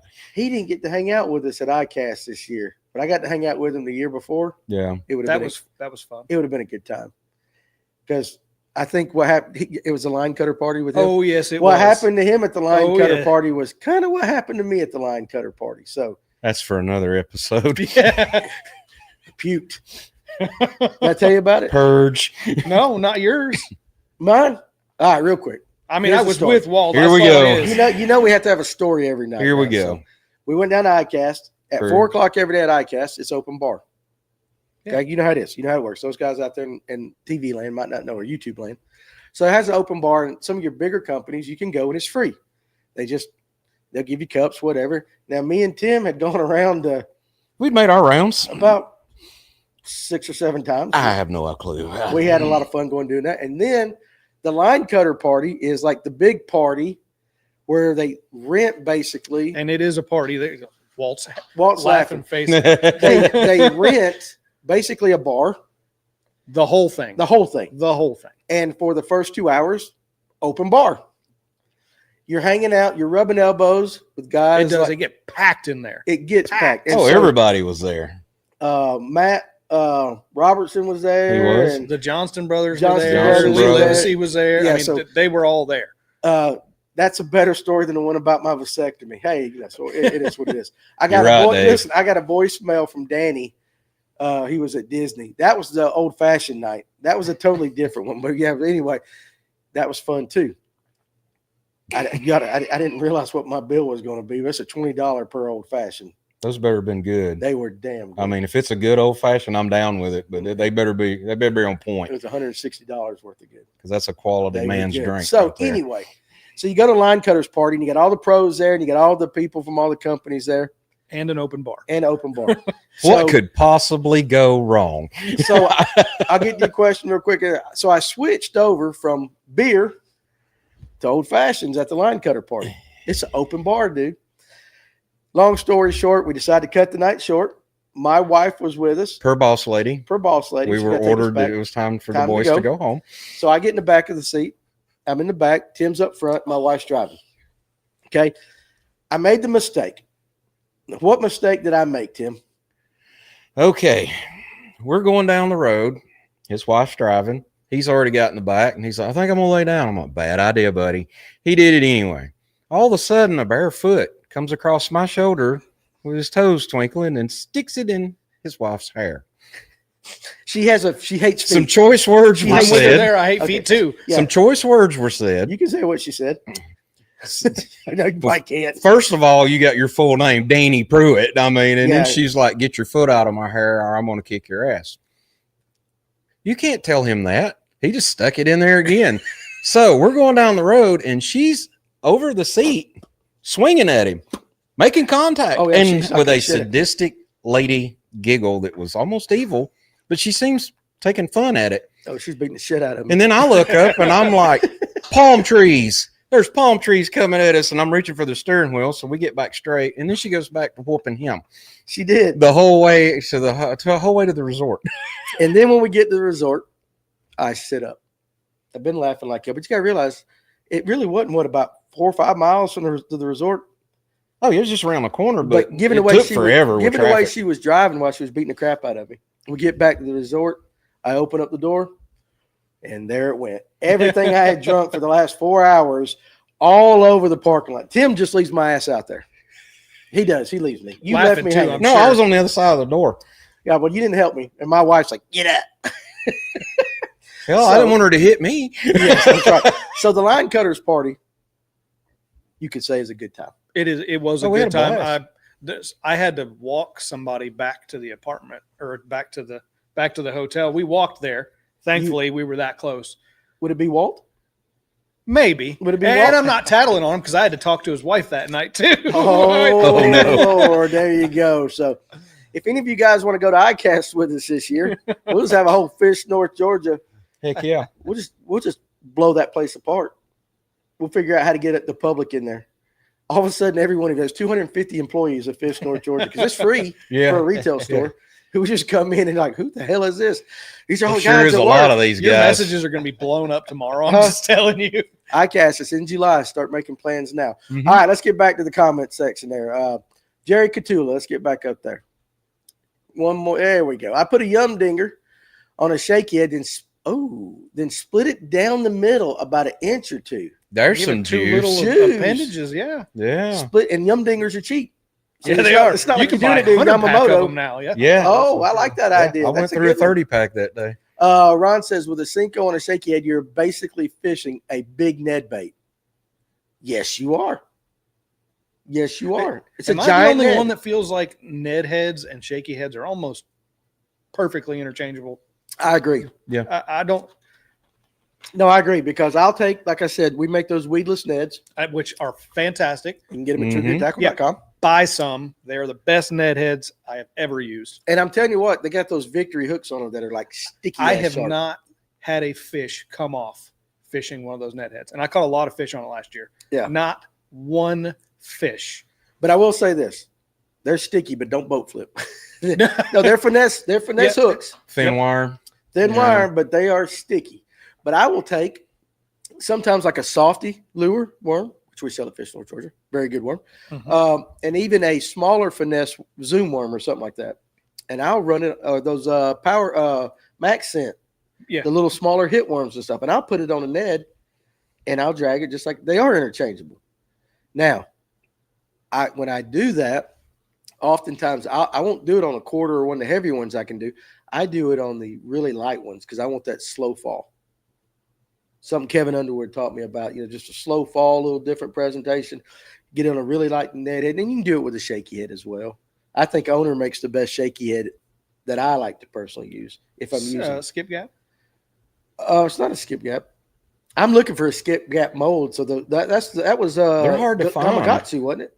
Yeah. I had thought they Yeah, quit manufacturing them for a while because they they only- couldn't find So a they skip have gap. a buddy of mine that I've fished with a couple times said that they're coming back out with them under a different brand. They should. That's a hellacious head. Yes, it is. And if I can ever find a mold, And the I've hook, been I have looking for a looked, mold and the too. hook angle too had a Um, lot to do with it too it's because awesome. it literally, when you pull on it, it Yep. yeah, comes forward. Usually got them in the roof of the mouth. Every I would time. say that's the best shaky head I've ever used. Mhm. But then you couldn't get them. Like, yeah, I'm not a huge shaky head fisherman. I don't like fishing it. But this past year, Loser. between Walt and Cliff, I've started fishing it more, and I've built a lot of confidence in it. And they've been giving me pointers on, fish this one versus this one, and here's why. And Cliff put me on that skip gap hook one, and that thing it's phenomenal. Yeah, And then I love it. and you can't buy it. I would have guys that would buy them because at one time they were only making the green pumpkin, or they quit making green pumpkin and made the brown. And I would have guys come here and have me paint their heads to get the color. They still had some, and you had to paint them. And go figure, I start building confidence in something, and they stop making the. I know that's like that. Jason Jones, what's the largest size profile topwater bait that you guys will fish on tuna or Lanier right now? If I'm throwing a topwater bait at all right now, it'd be a buzz bait. It'd be a buzz bait. It'd be in the back of a ditch or a pocket, around a boat dock. We're talking true topwater. Mm-hmm. I'm not throwing anything like a spook or anything like that. I'd throw a big wake bait up shallow if a large majority of the pocket was shallow. It's What up? big flat shallow. Yeah. With a really slow taper. Yeah. And I would tell you, my color of the buzz bait would be black. Mm-hmm. Don't you think Clearwater Lake? Last time I went on Lanier and threw a buzz bait, now it was towards the end of summer. That buzz bait did not exist after that thing was bent all to hell, would not run right. I throw that thing and it looked like me making love. It's all over the place. Seriously. It was a black buzz bait on Lake Lanier. Everybody's gonna think, all right, shad, I got the white. And don't get me wrong, you can. Don't sleep on a black buzz bait. Right. So do you think that is because it's on top and they're only seeing the silhouette? Yeah, I think it's a profile thing 100%. Yeah, Do predominantly. you think color matters at that point? Once you go black, you don't go back, right? If you say so. Of course, Take I your was word for catching them on Gunnersville with a black buzz bait. So, There's something to a black buzz bait. which I guess people will see soon. Oh, it's coming out. Episode 12 of the Real American Road Trip on Waypoint TV, Tuesday nights at 9:30. You will see yours truly. Next week's episode, I'm back in Michigan. But episode 12, you will see the Gunnersville trip. So Ron Swinford wants to go to ICAST, but not sure he wants to be a part of this crew. Come on, Ron. Ron, you ain't that old. and Ron, you'll be conservative. safe with us. I ain't promising that. But it'll be a good Yeah, time. it'll be I'm just counting him into guaranteed. going. He'll be Yeah. like, I'll never go anywhere with y'all Guaranteed, again. it will be a good time. I guarantee it. It is. Oh, yeah. I absolutely guarantee it'll be a good time. It is a good time. Well, look, Cody Campbell's like being in I the wanna, room with us. Yeah, I want to pop that up right there. Being in a room with Caleb Summerall, Lee Livesey, Matt Robertson, and the Johnston brothers would be insane. But I'll tell you what, the reality of it is, most of your professional anglers, not every one of them, but most of them are just regular guys like we are. I was thinking about that actually today on the way to work, about the celebrity that pro fishermen get, and like if you ever get a chance to talk to them, they're just people. Regular You guys know, like everybody else. We're the ones that build them up. They're Yeah. just people. They're just people. I'll tell you one thing that I don't do. And I was in the lunch line. I had Kevin Van Dam right here beside me. And I just looked up and I gave him a head nod. Gerald Swindle just gave him a head nod. Hey, I'm not an autograph seeker. I think if you're going up there as an adult male wanting autographs and all that stuff, that I think gets old to them. If you just treat them like people. they're totally awesome. We sat there at the line cutters party with Lee Livesey and drank for 30 minutes. Yeah. Just talking like two people. Yeah. And they're just people. Well, you know, Matt Robertson and Trey McKinney were in the booth right across from us. Yeah. They were just nice as all could be. Yeah. Just people. You just got to, they can tell what your intentions are, just like anybody else, you know. And if you're a sniffer, they don't want you around. But if you just everybody that I encountered, that Kevin and I encountered when we were walking around, we just talked to them like normal people, asked questions if we had, or shot the breeze with them, and they were just. Well, you cool saw as the it two gets. tactical bassing guys up there, and y'all talked to them. Yeah, we caught them just walking along. again, Wasn't they coming out of the bathroom, or they're going in? They were headed that way, and we kind of were too. And I Yeah. was like, well, "Hey, there's Tim and Matt," and they were like, "Hey, Yeah, they hey. don't know me from How anybody." you doing? Yeah. Yeah, I just said, Matt- "Hey, big Huh? fan, watch all your shows." Was Matt wearing flip flops? I'm sure. I think- No, he wasn't. That What? day, I don't think so. I think he had on shoes for walking around in there. I didn't pay attention. I really didn't look. It was a real quick encounter, and I said, "Hey, can we just grab a quick pic?" And they were like, "Sure." And we took a pic and went on. Again, I ran into those two at the Tackle Warehouse grand opening, and again, They're great talked to them guys. just like Easy, normal easy people. going guys. Jordan Lee walking down there, and he goes, "Hey, Fish North Georgia," you know, because I know He Jordan loves Kevin. does it. Yeah, The day after Kevin picked me up from the plane, we were just cruising around as the things were getting wound up. We stumbled up onto him at one of the booths and hung out over there for a long time. Just, yeah. just They'll talk to shooting the you. crap. Yeah. They're very easygoing guys. Now, there's a couple. I won't name no names. They're a little more unapproachable, but for the most part, 90% of them, great guys. Just don't be going up and asking for autographs. They'll sign them, Yeah. but I don't think you're going to get the same interaction as if you just say, "Hey, dude, love what you're doing." they're going to entertain you and send you on there's your way. one that's really good. Probably one of the best fishermen on the planet that I have no interest in approaching. Yeah, Because the one time I did, Bad you could just experience. tell. That's you could a just shame. tell. There was a couple down there that were And- like that. You could just Yeah, well, and smell like it on them. we You put could them on smell it on pedestals. them. Yeah, I but mean, you- literally, yeah, you could you just could. sense Well, you could see yeah. the way they looked at people when people were walking up. We and put it's them up like- on pedestals, right? And we get intimidated to approach him, but you could tell this one had him. He put himself on a pedestal, and after that, I just want JW. Oh yeah, okay, I got you. Right. Well, it is what it is. It is what it is. But we'll figure out a way to take 200 people to ICAST this year. Let's rent a bus. No, let's rent a plane. Who knows how to fly? I didn't say we was gonna fly the damn plane. I said let's just rent it. The pilot. Pilots comes are with the plane. expensive. I know a couple of pilots that are actually commercial airline. We can get on that daggum prop plane like I got on down in the Bahamas and scare Oh, the hell no, out of I'm everybody out. for 2 hours. I'm out. So we Why? get us, I don't like flying. I really don't like flying. Dude, we that get us a thing- C-130 and ride hardcore. I sent a picture to my son and he goes, I said, this is my plane from Nassau to Andros. And he goes, I see you flying first class private today. And I was like, I just hope this damn thing is off the ground. It looked like an old school bus inside. The seats were that fake leather. It was blue fake leather, probably. No, it was that maroon fake leather like that. And they were ripped Like all old to drug pieces. dealer plane. Yes, 100%. Two Reeks seats of, on the right, cocaine. one seat on the left, and the aisle coming back down. My window, it was right over the wing. And so here's the prop, and the paint's peeling off of the plane. And it had about a gap like that. And I thought that was a little sketch. And then the pilot was sitting up there in a hoodie and sweatpants. He had a hoodie, and then his you know, if you go on a Delta flight now, you got to listen, or any commercial flight now, you got to listen to that pre-recorded safety message. It always screws up. You probably don't fly that much, do you? Not No. if I can help. If it's within 15 hours, I'm driving. Okay, I got you. So anyway, you get on a Delta and everything, and it comes on your little screen, and it screws up what you was watching or listening to, and you got the people in case of a water emergency, please use the mask or this. So you got this big long thing. His helper come out, and he goes, got a couple of fire extinguishers in the back, a couple of life preservers under the seats, and he goes, if we go down, you're on your own. That's exactly what he said. So me and the wife went to Belize for our honeymoon, hmm and I didn't know that there was going to be this much changing going on.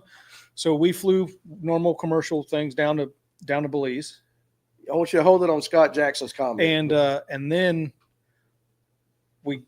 they walk you onto the runway for the second plane, which was kind of weird. You know, they roll the stairs up to it and you get onto it. And then the third plane was a single prop in the front with like 4 total seats in it. The pilots don't speak a lick of English. And they had to get a truck to run the horses off the runway so we could take off. Oh, I love it. That would be so much fun. That would be a hoot. I would love that stuff. I got no problem with it. Yeah, well, you ex-military and all that. Yeah, You're tough. once You're you tough. survive military aircraft, you really don't care anymore. Yeah, that's right. Pull this up, Scott Jackson. Spro is supposed to reintroduce the skip gap. Yeah, that's now, who it was. Because That's that's who I heard. Gamakatsu. Now, hell, Tim, we're sponsored by Spro. We should be able to get some of those. Mhm. I'm going to need some of those. Huh? I'm going to need some of those. You're going to need some of those? Yeah, when you get your hands on We them. may know a guy I know a or guy. two. One or two. Yeah. I still got a lot I can order from him for the Yeah. rest of the year, so we might can do that. So, There's Walt. Lee was the last person I remember at the Lion Cutters party. yeah. It was a long walk through the parking lot, buddy. I'm glad you don't remember that. Did you have to like help him up, or not help him up, but his staggering? and all that? I was a, You were a crutch. prop. You Yeah, were I a was crutch. a crutch for him. Cody Campbell, let's see, he's got a couple of them, but he got to meet G-Man over in Gaston and didn't even talk about fishing, just BS'd about football. And that's the way a lot of the guys are. Yep. That's a perfect example. And he's not the only one, but he's a very good one. That South America trip documentary Tactical posted recently is one of the most well put together fishing docs I have ever seen. I have to watch that, but they said it was from like 5 or 6 years ago. Yeah. But the fish they were catching looked, I mean, just the thumbnail of it looked pretty. They Yeah. are very Look, so informative listen. channel. So they heard what you said. So cameraman goes, I second that JW. Yeah. Like that. Yeah. So are we're talking about. Hold on a second. You can put the camera on me while they're doing it. Because I was getting to say, I was thinking you was thinking, okay, I know you're talking about now, but I was thinking you were talking about Watson. No, Because I was like, James No. Watson called. He knew who the hell we was. Remember, we went and talked to He's cool as all get out, man. I've never met him, or He's if I a did, hoot. I don't remember. But he seems like He's that a guy hoot. just wants to party. Well, he's going to come Yeah, on. don't the cross show. James. James. He'll fish your boat dock for you. Yeah. Yeah, exactly. But James said he'd come on the show, and so I'm working that out when I can get him on like that. So, especially now that he's fishing the MPFL, and I'm going to really lean on my MPFL connections, try to get a lot of those guys on there. But I've never met the one you guys are talking about, though. Yeah. Let's see. Met Joe Lee and Justin Lucas recently. They were super chill, gained a fan for life, and I'm telling you, Jordan Lee. You know, I'll root for him and all of them now. Mhm. I mean, now that you know him, you build that little personal kind of thing. March. March is when the skip gap is coming back. I'm gonna hit my contact up tomorrow. I was with Keith. Put up Fat Basson. He ain't had a comment tonight. I was with Keith Poche as a BBT official last year at Toledo Bend. He's an awesome dude, super down to earth, and we jumped a beaver dam. Ha ha ha! The day before I was with James Watson, amazing dude as well. So, Watson is. I have talked to Watson. Watson said he'd come on. We just got to work it with his schedule. That wasn't a drug. That's a drug plane. It's a narcotic relocation vessel. Yeah. I'm telling you, I felt like I was in like Tropic Thunder or something like that. Come on. So it Get was, in, sit down, shut up, and hang on, right? listen, I thought it was fun. The takeoff on them little planes is actually better than a commercial jet.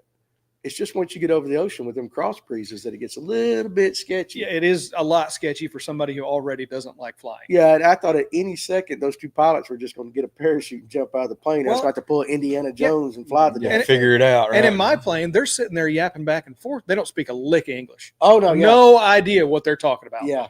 And they can get a little excited at times, and you start listening to what they're saying. I'm like, they're getting excited. What's going on? Yeah, I don't Yeah. like You know?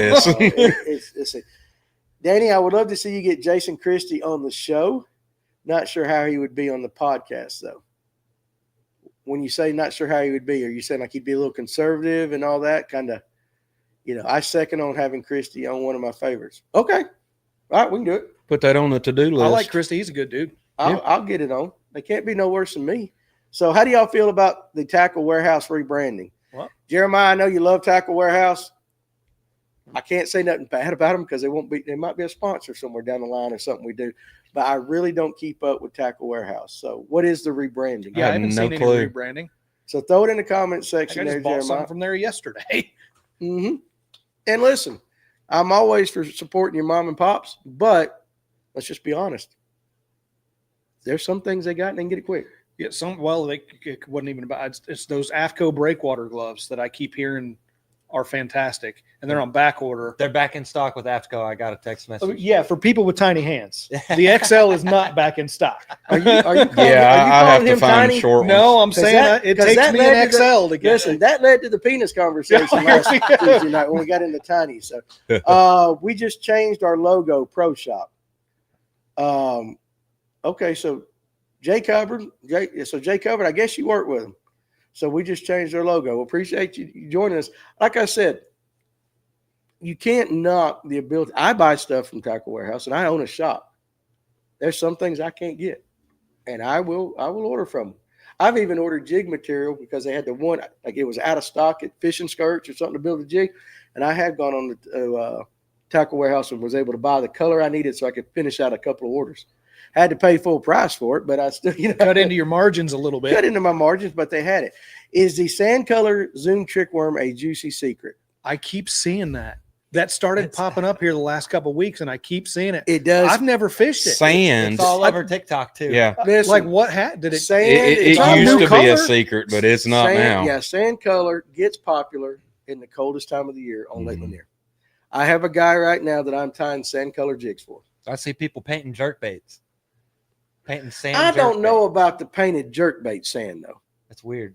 Yeah, I saw that too, and the guy did a good job. Oh yeah, it's a beautiful But- piece of art. But I don't know about the jerkbait being sand colored, I bet they'd hit it. huh? I bet they'd hit it. Oh, I'm sure you get bid on it. Well, I mean, it's a fish's damn. If they'll bite a starter. hellraiser, they'll bite a sand. Yeah, if they'll color. bite a hellraiser. That gets more of action than looks, I guess. All right, how about this? Fat Basson. Yeah, Ron Swinford said it's not a secret. So yeah, it's not a secret, but the only time they sell is basically January through early February. So I need to buy a bag. That's what you're saying. I've never thrown the same color. I'm not saying I've they thrown work. I'm trick just worms saying for that's what time they decades, sell. but A lot of the old schoolers would always be like sand. I'm not going to knock it because the first time I saw a bubblegum trick worm, my cousin was throwing it. I said, that is the stupidest looking worm I'd I've buy ever the bulk seen. packs of those. Yeah. Because they flat out catch them. We were fishing on a farm. I say a farm pond, about a 5-acre pond that was in a trailer park. And he pulls that out. It has tons of bass in it, big bass too. And I'm fishing your regular stuff. He pulls out a bubblegum trick worm. And I absolutely made fun of him, called him names that I can't repeat on the show and stuff that would get me in trouble. So, but after 6 bass to my none, I said, give me one of them things. Yeah. Okay, so the next Got an time extra one of them you laying talk around? about that Cinco you love to throw and just let it sink. Yeah. Do that with a bubblegum trick worm. The next time you go to pick up that, do it with bubblegum trick worm instead and see what Now, happens. I will do that in the spring.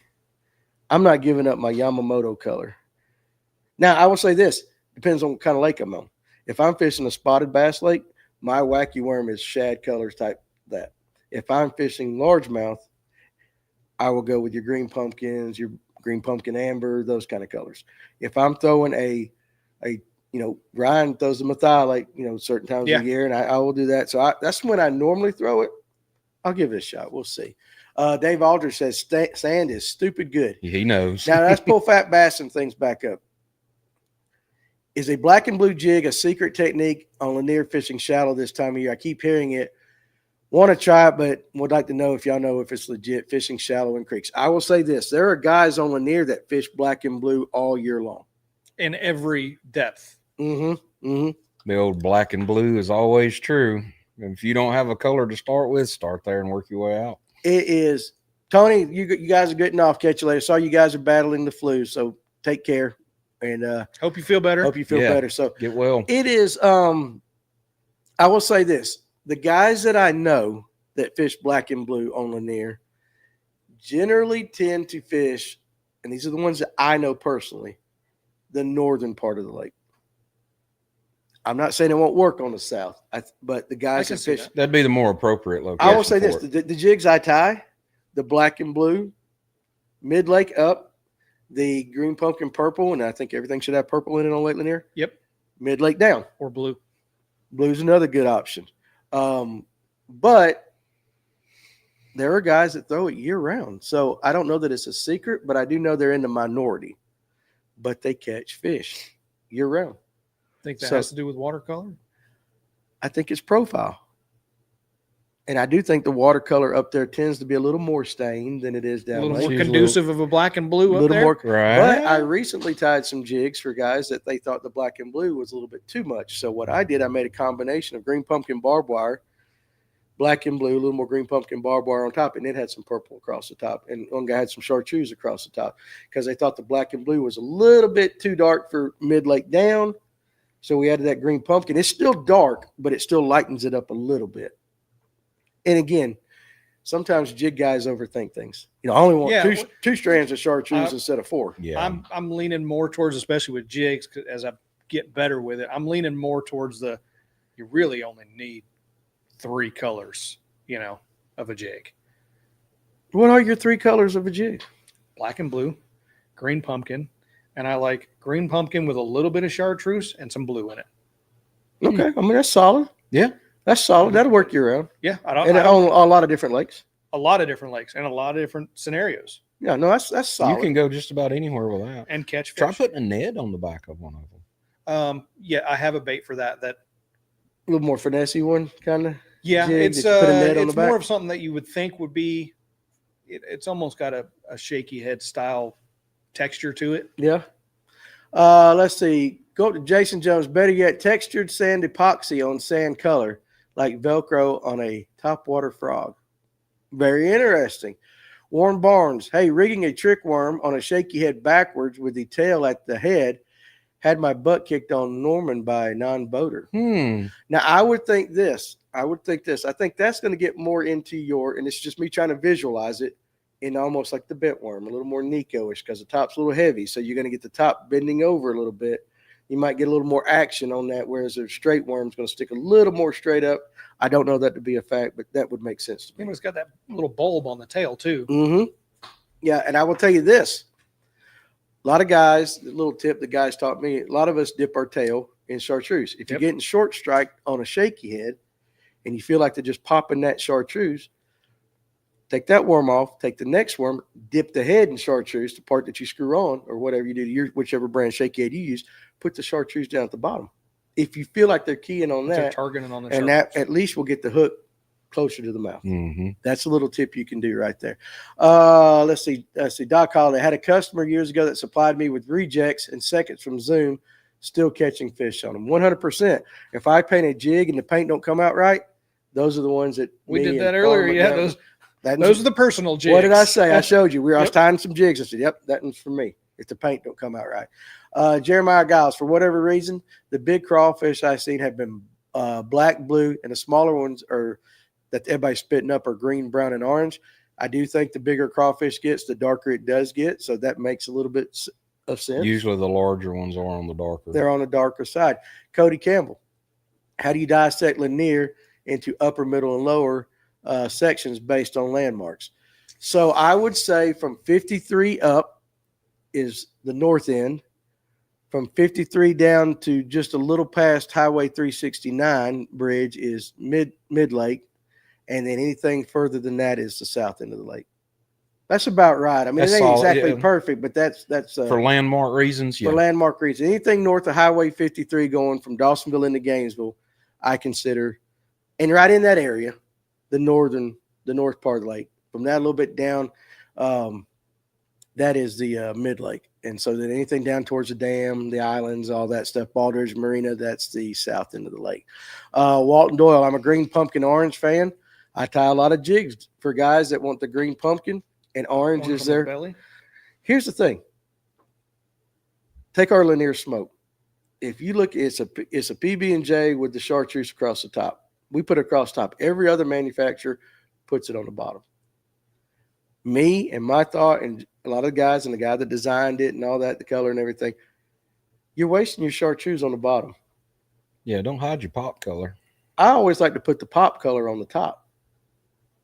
That's just When me. you put it that way, it makes sense. So I would say a green pumpkin orange, you know, when I tie those, I ask the guys top or bottom, and I would say 90% say top. But So there are a few that with- say bottom. with green pumpkin orange, I just green pumpkin and I'll dip the tail of whatever my trailer is in a little orange. That's how you glow, like know? to do that? Yeah. So Ron Swinford, just like lobsters, as crawfish get bigger, the shells get darker. So more of the bigger craws tend to molt less often, so the shells stay on longer and get much darker. Mhm. I can always count on Ron Swinford for comments and trying to get me back on track when I go down one of my rabbit holes right there. Lucas Beck, you're absolutely welcome for the birthday wishes. And Jason Jones, always pop on top. Absolutely. Always pop on top. And that's just me. What are you laughing at? Alex, what are you laughing at? Nothing. No, tell me what you're laughing You at. saw something. What'd you see? Yeah, I don't see what he's seeing. I saw this comment right here. Trademark that, Danny? Yeah. Pop It's on just- top. yeah. I get it. Maybe I'll do that. Fish North Georgia's pop on top jigs. Pop on top. If it works, it works. Jerry Catula, what's the best ramp to use for someone new to the lake? Oh, what's that huge one? Lanier. Now that's so you got a couple options. Mary The one they Alice. run the BFLs out of. Little Hall. Yeah. Little Hall is the one that Scott Barnes and them use for their tournaments. Most of your tournaments, your bigger tournaments go to the northern end. Oh, good grief. Laurel Park. Laurel Park. Hell, That's we the was one I'm just thinking there. of. Oh, you're thinking Laurel? No, Laurel Yeah. Park, but the only problem about Laurel is it is up north. And if you're one of those guys that want to fish south, you got to make a hellacious run. Yeah, and in the wintertime, it sucks. I would say if you want to fish mid-lake with the ability to go north or south, Little Hall. I would say if you're down in the Cumming area, Mary Alice and Baldridge is a good one. Bayless is a good one. But if you're new to the lake, Little Hall is about – and it's got a lot more ramps and space. And I would say Little Hall. That's the one I go to, but it's a straight shot. I drive right by here Yeah. and just keep trucking. And that's till I on get there. Highway 53, halfway between Dawsonville and Gainesville. And you can catch fish up or south of that. I mean, it's a good thing. On the water with Rod and Jesus. So monster jig black and blue with that size 9 hook should actually look like a big old crawl. Now he's talking about that missile bait one or whatever. That You're big talking one. about that one that's That 8 inches. Yeah. Now that hell, I'd put that on a tuna rig out in saltwater. That's a niche Yeah, I'm not bait. sure what you throw that on. I mean, Guys, broomstick, Yeah, a mag heavy, extra fast. I don't 80 know. pound braid Yeah. on a no, broomstick. you put that son of a gun on a downrigger on a planer board and get it out there in That's saltwater. probably more appropriate application. That's true. So, and I want to pull up. I'm going to get to Cody's real quick, but I want to pull up Jeremiah's too while we're talking about Little Haul. So I hope Be they careful. steal my truck. Yeah, I hear a ton of stories about cars being broken into at a lot of the ramps on Lanier. I'm hearing that about Carter's now too. Carter's, Blue Ridge, they're all. It's just the You'll way. get some I've thieves been that safe learn at that. Alatoona for years. Yeah, Oh God, I yeah. would say that if it was the safest ramp, Charleston maybe or Mary Alice. Mary Alice, Mary yeah. Alice is The really sheriff safe. rolls through there like once every hour. Yeah. So, and I think War Hill, Dawson yeah. County goes through it a lot. Forsyth does now. Forsyth goes through War Hill. Mm-hmm. Really? Because Dawson County They got their runs it. car parked up at the front. Dawson does. But Really? I saw 2 Forsyth County sheriffs last time I was there. Well, it might be one of the little hide and secret And spots. it's right on the line, so It is. It makes That's sense. the best right place there. to hide is go right outside and- your area. Ron's comment there about Carter's being bad for a while. I saw in one of the fishing groups where these guys were trying to put together a sting operation to park their trucks there and sit in their trucks and And wait put for a these guys stop because it to was it, getting yeah. so bad for so long. They catch anybody? I don't think anybody ever went through with it, but like it got bad enough for a while. Where I tell you It's what, almost like some of the tournaments could actually be like, "Hey, we're going to pay this guy $100 to sit here for, till we get back." Yeah, for sure. Just sit there. I would tell you this: I would not park it at Lumpkin County Park up there, way Oh, up no. north. No. Don't ever go to Lumpkin County Park. or Van Pew. Van Pew's got a lot of problems too. Yeah, so it just depends, and it's where they do and do not patrol. So your popular ones are Little Hall, Mary Alice. There's a lot of them. well, and I seen a cop sitting at Hollis last time I was there. They were just watching They're- Danny's house. They're just I promise you, he ain't there for any reason, like work reason right there. So, Cody Campbell says, I found a pair of sunglasses a meal dropped at Charleston Ramp the other day. I'll be back up soon, and I'm going to get them to him. I'll tell you, he's probably got about 20 other pair, like that. He's sponsored. Is he got a sunglasses sponsor? If not, he should. Emil, I think he's a Waterland guy. Yeah, Waterland. That's Yep. right. Yeah, Okay. Waterland picked him up. Jason Jones, how about fishing an 1.5 ounce hand-tied hair jig on a through float with a bobber set up around 20 feet, jigging for that spot? Not something I would do. I don't think Sounds I've ever interesting, even though. heard of anybody doing it. But those are usually the best kinds of fishing to try. You Yeah. know? I have zero. Let's go do it. experience. When are we going? I know hair jigs are popular this time of year too in the colder water. Anthony Hampton says they were stealing catalytic converters at Carter's. Joke's on them. My truck doesn't have catalytic converters. Don't say that live. I've heard Doesn't of this matter. truck. The EPA is watching. It actually does have one, but it doesn't. Did you drill it out? No, it just the exhaust doesn't flow through. That would be illegal. You just sir. bypassed it. What's that stuff got? Like plutonium in it or something? What's platinum. It's platinum? I knew Platinum. it started with a PL. I said yeah. plutonium. Let's see. Don't worry about someone cutting your cat out of your truck if it's already straight And- pipe. Yeah, so And that's seriously. I don't remember what turn. I fished a tournament a couple of weeks ago. I don't know what ramp it was, but for the people that it's important to, there's a ramp up there. I think it's on Mid Lake that does not have a bathroom. Well, that's okay. No, it's not. Huh, what? just that it's a ritual, pre-tournament ritual. Are you one of those? Yeah, You can't hold it. it's something about the boat ramp. I was talking to my wife about this. There's something about as That soon as I get to the pre-tournament boat ramp, anxiety bubble gut. No, what you do is like me. Is you just pop your next day's Adderall about 2 a.m. Yeah. You just stay up and take care of that Stay up, stuff yeah. before you leave the house. something about the boat ramp. It don't matter if I'm going fun fishing every time. Just got to go. Huh? He got Every he got- time. he got the nervous bellies. Let's see, real quick. Carter's is bad in the winter because there's no campers, walkers, or picnickers, and that makes sense. Yeah, people out there. It's always best if there's a lot of activity, Yeah, that makes nature sense. trail, playground, just people busy. They won't break into them because people are going to catch them. I got you. Now, I never asked you because I asked Alex. Well, I know what Alex's is a shaky head. He said his is a shaky head. What is your number one go-to this time of year? To catch fish? Yeah, Now, to catch fish. now it's a shaky head. A year ago, it wouldn't have been. It would have been a Ned rig or some sort of tight wobble crankbait, flat side or something like that. Yeah. Now, actually, I've started throwing a jerkbait shallow, especially on slow tapers. Throw it up. I mean, on the bank and work it down and let it Let it bang stuff. the bottom. Yep, let it hit stuff as it's coming back down. I think I good luck with that. And How fast are you working it though? Usually, if I'm doing that, I'm working it pretty fast. You got to do it. Keep it Yeah. down there. Yeah, you There's want none it of this just wintertime constantly- pause and stop. No, and wait. none of that 3 second. I caught a lot of fish over at Heath Lake, the so-called trophy lake. Got bored playing with a gold and black jerkbait, throwing it up shallow. Mhm. And sometimes I literally thought I had hung the bottom and it swam off. Yep.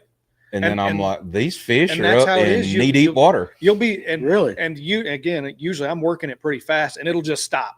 You're like, oh, I'm on the front. I'm on Yeah. the backside of a rock, and nope, your line just starts going, and that'll be, high 50s water, Yeah. all the way down to high 40s water, and I will throw it up to 3 inches of water and just work it all the way down, Mhm.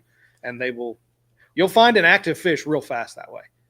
Makes sense like that. I guess But they see people it darting think, and hitting the bottom, and they they're like, see- easy meal. Yeah, they see jerkbait, and especially now, everybody goes all forward-facing sonar and 30 feet of water.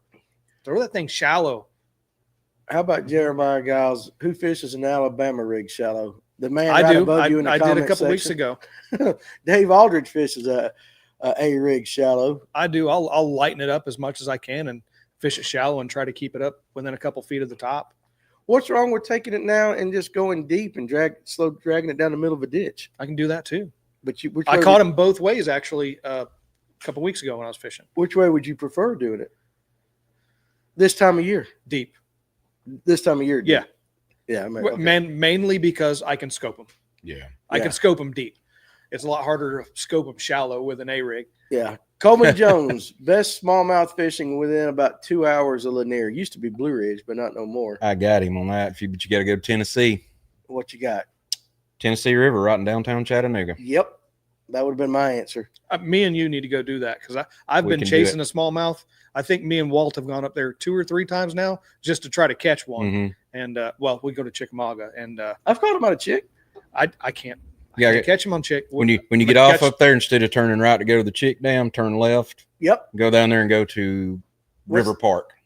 It's free Yeah. parking. They got nice bathrooms. Since that's a concern of yours, you can Good stop at the Lord, Stop at the bathroom. Taco Bell. They're the usually public cleaning toilet. them in the mornings when you get there. that Nice folks. ramp on Chick right by the dam's got fantastic bathrooms. You got to walk 3 flights of stairs to get to it. But Yeah, it's up the hill Hey, if there. you're but squeezing and pinching, that's not good, huh? no, you may need somebody. no, to it's carry not up like there. that. It's not like that. I just know that when I pull in, before I offload the boat, I better go. I got If you. you go to River Park, same way. When you go into the complex, just park at the bathrooms, and then the boat ramp is right around the corner.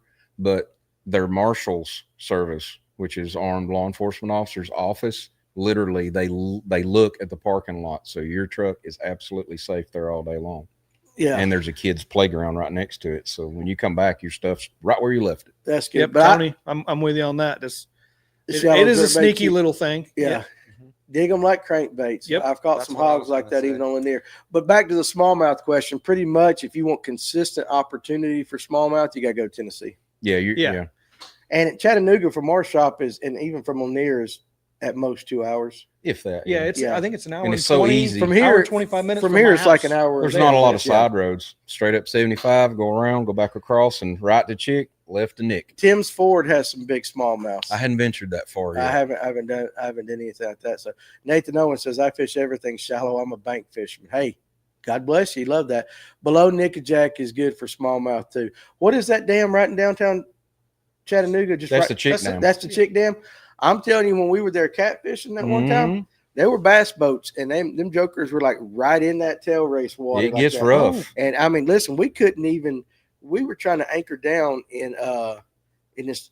I want to say center console boat, Mhm. and he had his trolling motor trying to keep, and it was pushing that thing. He had to anchor down, and even anchored down, you're still moving. So when that dam's pumping, them bass boat guys, though, they'd fish and they'd let it slide them on back, and then they'd get right back up on the deck, and they were catching small. You can take a square bill or something similar and start running the rocks, because there's a golf course on the other side down there that is huge. Yep.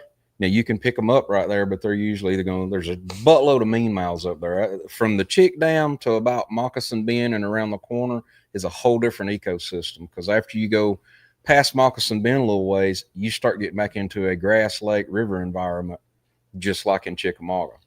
Gotcha. So you've got rock all the way from the foot of the dam. Moccasin Bend, love it. Yeah. Lookout Creek comes right into it right there. It makes a long bend. It's 20 foot deep in the channel, and there's rock everywhere, and the big ones are on the bottom.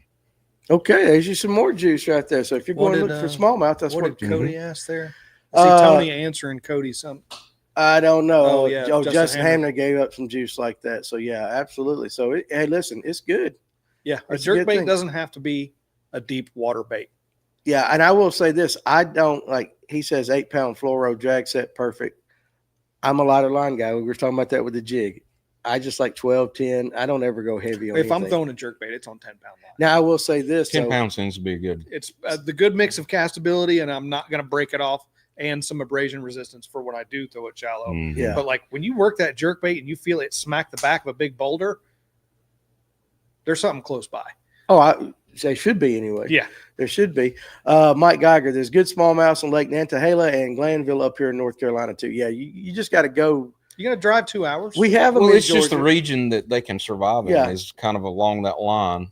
Well, we had them in Blue Ridge, and then the Yeah. spots got in there. And now The North everything's- Georgia mountain lakes were kind of part of that, but Yeah, Chatoog had them in there, and there's spotted still bass, some. and there goes the neighborhood. you know. Notley had them in there too. Mhm. Farmer says it now. He calls them unicorn Those fish. dang spotted bass. Spotted bass. They're fun to catch, but good Lord, They will ruin not ruin a fishery, but they'll run they'll largemouth. change it. Yeah, they'll Big run ones are largemouth. fun Huh? to catch. Big ones are fun to catch. Big spots. Yeah. Small Those spots are small fun to ones catch. can They go somewhere find. else. I don't not like catching them. Listen, a 2-pound spot out fight a 2-pound largemouth any day of the A week. 3-pound just- smallmouth will fight you in the boat once you get it in the boat. They never surrender. They don't know. They're mean fish. They won't belly up. They won't do anything.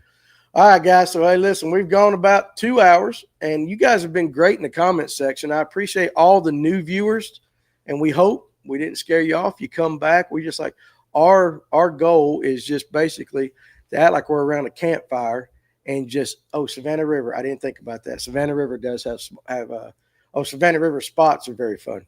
But I think there's a place, or is that shoal bass that they have in there too? Maybe probably a I know mixture. Shoal bass are a ton of fun to Oh, catch shoal too. bass, that's a whole other Daniel's episode. pretty good at those here lately. Yeah. I live near Hartwell, Kiwi, so I'm going to try Glenville. Hey, let us know how you do right there. Jerry, great show. Seriously, we like to kind of keep this like we're hanging around a campfire at deer camp and just talk with you guys and just, we're as full of crap as anybody. Where we try our best to make you catch more fish. So we hope you enjoyed it. Make sure you give us that thumbs up. They say it helps. I don't know, but tell people about the show, and we'll be back next Tuesday and Thursday night. Over the next few weeks, I've got a lot of my pro buddies that are going to come on, and we're going to no pranksters tonight. Yeah. Oh no, they were in there. Oh, there was Oh, one or yeah. two. There was one or we just two. didn't show those. We didn't. They show gave them. up. Alex is on prankster like guard duty right there. So, but again, hey, best damn fishing show on YouTube, Brian Justice. I like it. Feed the algorithm. There Thank you you go. very much. And listen, you know what's cool about it is we ain't experts, By no means. but we can just have fun talking about fishing. So, guys, we appreciate you tonight. We're going to be back Tuesday.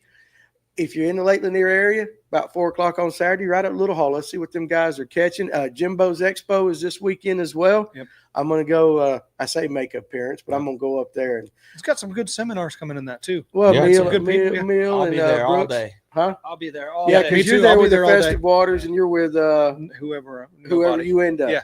I'm going to come for an autograph section. No, I'm just kidding. I'm running my ass right there. I'll So- sign an autograph for you. Huh? I'll sign an autograph for you. Will it be I won't worth even- money one day? I won't even make you pay me for it. I like that. I'll get an autograph. We'll give you a bag of you stagger worms. We'll give you a bag of worms Yeah. out there. So Got your cover. anyway, you guys be good. And if you're hitting the water this weekend, it's supposed to be raining.